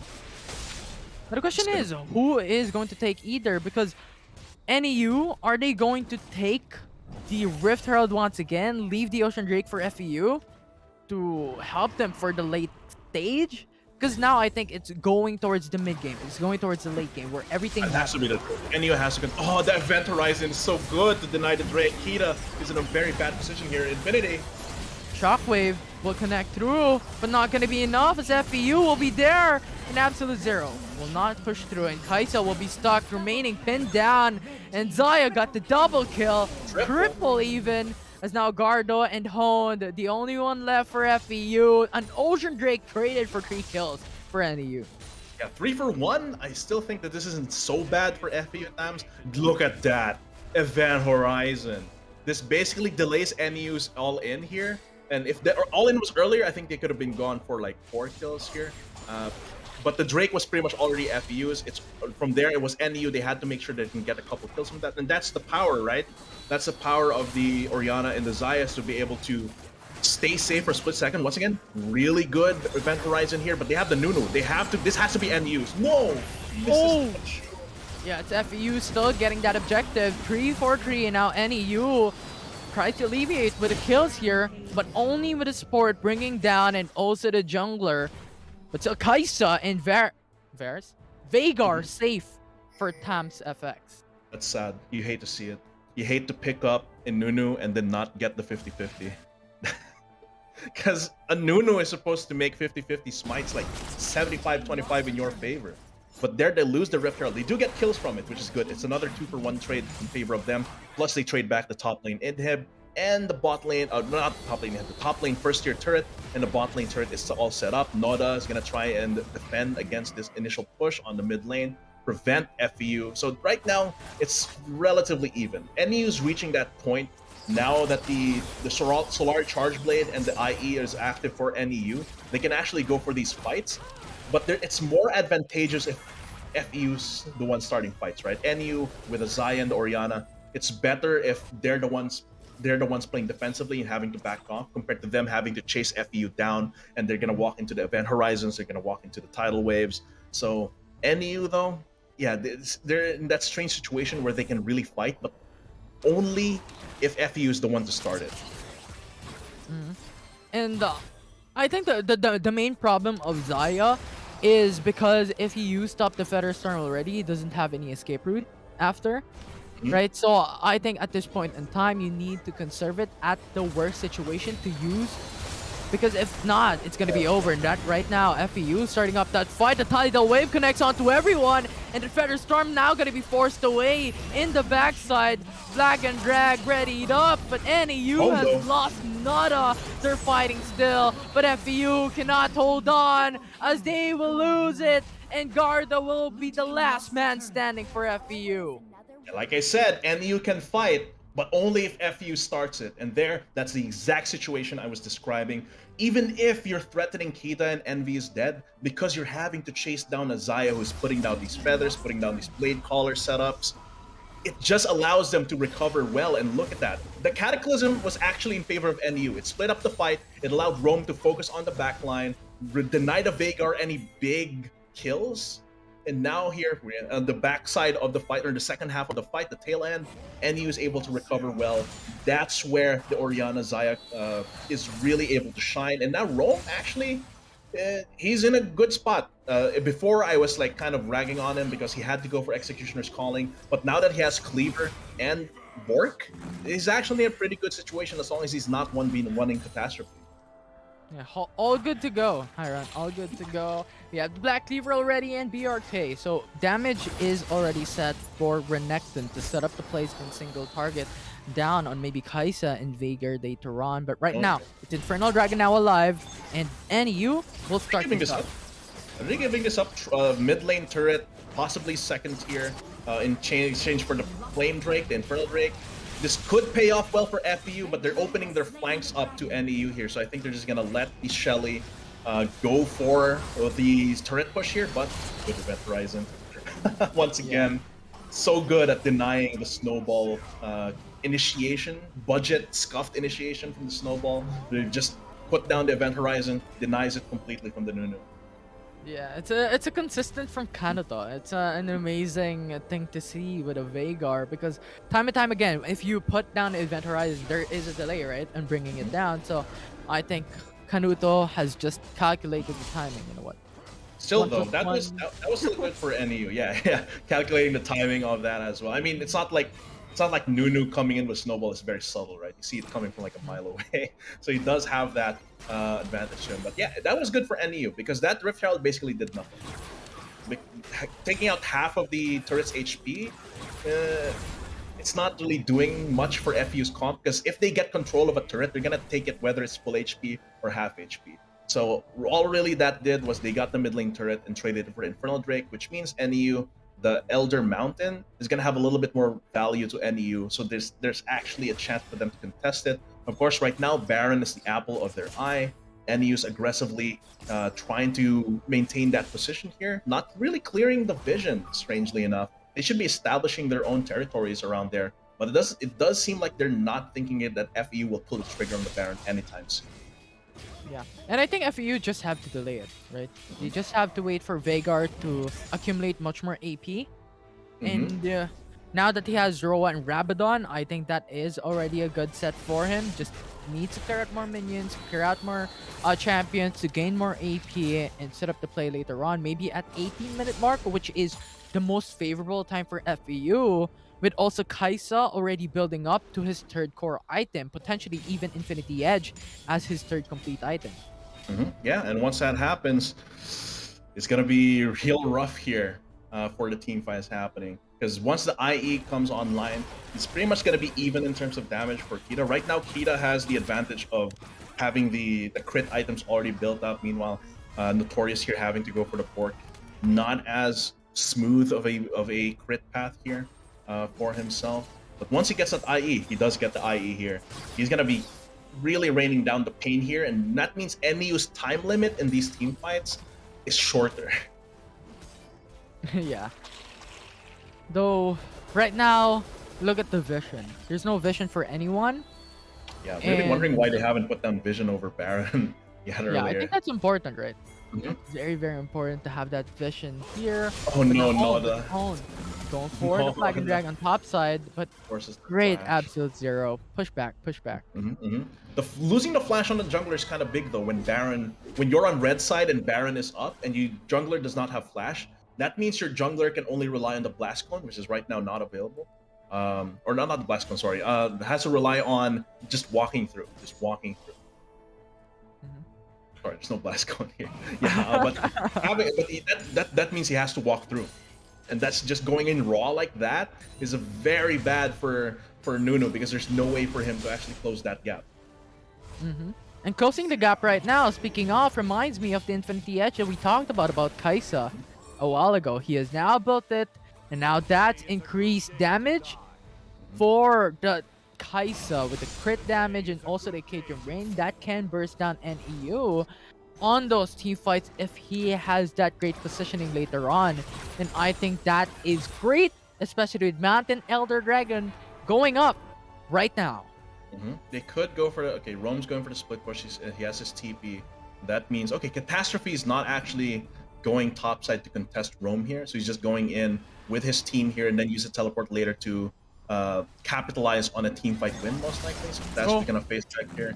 Yeah, he's gonna be fine. Oh, he uses the flash there, which is not the biggest thing. I mean, Catastrophe is still gonna be able to catch up to most people, but that flash could mean the difference between Kita dying or not in the next fight.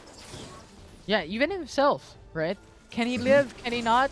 That flash is gonna be so crucial. But right now, NEU is starting on to the Mountain Dragon, and FEU has to contest. Wow. This is so Rome much actually value that surviving. you would leave open if you would give it for free. Now NEU is just hovering on the backside. Notorious jumping in on the Dragon Pit. Kida just jumps in, uses the flash for Konato to save him. And now Tidal Wave will connect onto everyone. Cataclysm will follow up, and that is what FEU is looking for. But now the stasis for Veigar, he has to live, he has to be alive. And now they've taken down NEU, and they lost it as FEU now starting onto the Mountain Elder Dragon for themselves. What a throw there. I think Kira was a little bit too overzealous trying to take down Kanuto because he knows that Kanuto is a big threat. Kanuto has basically a delete button ready for his team. But flashing over the event horizon to try and thirst that kill. Yes, they do get top inhib. Meanwhile, but the Mountain Elder goes to FEU. That's huge. That's huge because that means NU is going to have a harder time dealing the damage when they're not. Okay.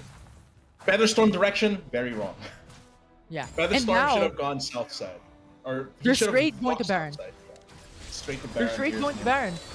And they can't contest it because Noda is dead. Noda stuck around for no reason around the Mountain Drake, even though he didn't have a flash at that point to try and get a steal.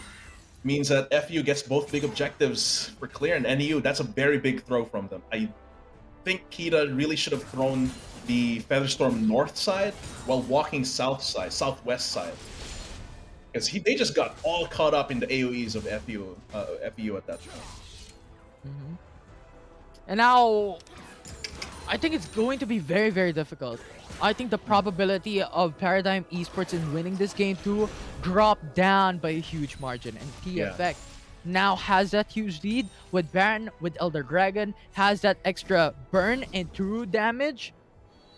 I think that is looking very dire, but if Paradigm Esports can do it, I think they have to pick up one by one if they can do so right now, especially with having tier 2 turrets still living up into both side lanes. Yeah. The thing is, Rome has proven that he can fight back against Catastrophe. But right now, they just have to give up these turrets. They can't really fight around these outer turrets because they're just going to get flanked and pincered. Noda, though, positioning has been kind of off, taking a little bit of damage. Here comes Rock, though. But good event horizon. Oh, no. Oh, Featherstorm now forced away, and that Garen, the mission justice, brings him down. Now NEU has 3 members left to defend. I think this is game.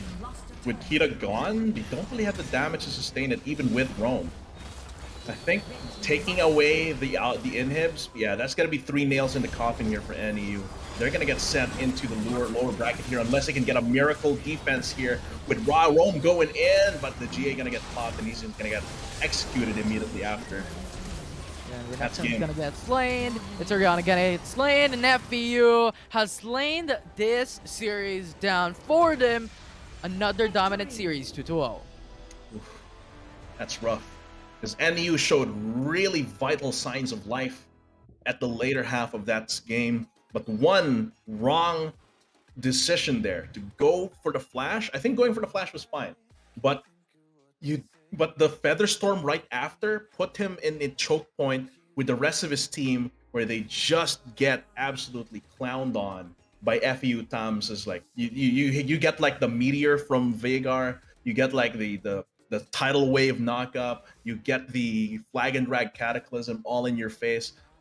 I think that fight could have gone very differently if Kita actually went south side closer to the Raptors instead of going back to his team when he Featherstorm. Mm-hmm. Very Yeah, unfortunate. that was an amazing thing to see. FEU supercharged that game, and especially that series 2-0. And for the viewers watching at home, if you want supercharge as well, supercharge with Logitech. With Mhm. your gaming setup, so you can hashtag keep playing. Check your Logitech's amazing gear at logitech.acadarena.com. now. Yeah, and of course, if you want to bring esports to your school, you want to build up an organization and be like one of those prestigious orgs like USC Teletigers, UPD Oblation Esports, LG, LG, Loyola Gaming from ADMU, just go to AcadArena.com/alliance for the Alliance program. The member clubs get access to exclusive tournaments, mentorship, event support, and of course the Globe Esports Merit Scholarship. And if you are yourself are not like a pro or collegiate level player for like one of the teams, you can still apply for the AcadArena scholarships. If you have siblings, cousins, or friends who are in SHS or college, they could apply for the scholarship grants. Simply visit AcadArena.com/scholarships and get a chance to be a #AcadArena scholar. But man, going back to this game, I think NU's mental needs the most work, right? They need, I think the two biggest things that they need to keep in mind for lower bracket games is two, their mental. After that really big throw there, you could see that their positioning was way off, right? Like they're trying to defend second tier turret, they get ganked. That was actually the losing team fight right there. When Noda was trying to defend second tier turret, they just get flanked and pincered, and then opens up the inhibitor. That's the biggest thing. The mentals game has to be strong. They came down from Division A, they went down to Division B. They have to not let that discourage them so they can get back to Division A. And number two, man, I don't think they play that well when they're on the offensive. They play well when they're the ones having to run away and have to play backwards, like with Oriana Zaya. They play really well, but when they're the ones with the onus of being aggressive, they're the ones ahead. They kind of struggle. Meanwhile, not Apex Times, Tom's FX, Tormentors, doing very, very good, proceeding to the quarterfinals of the upper bracket of Division B. Yeah, now they're waiting. They're waiting for the winner of MCL versus DLSU to go into the semifinals number 1. We're now seeing the upper bracket, lower bracket, and I think, you know what, TFX, if they continue with this performance, they can definitely bring this into the semifinals with their hyper-aggressive play style. And I think we're looking at a very dominant team here for FEU. Of course, there are other Division B games that happened. MCL versus DLSU and Mapua University versus TUPT. We did not broadcast them, so just watch the AcadArena page for updates on the bracket as well. Now we're going to get into our Division A games, I believe. So first up is going to be USD versus POP. We'll be back for that after a very short break. I'm Hyron. With me was Infinity. I hope you stay for the Division A matches. We'll be back.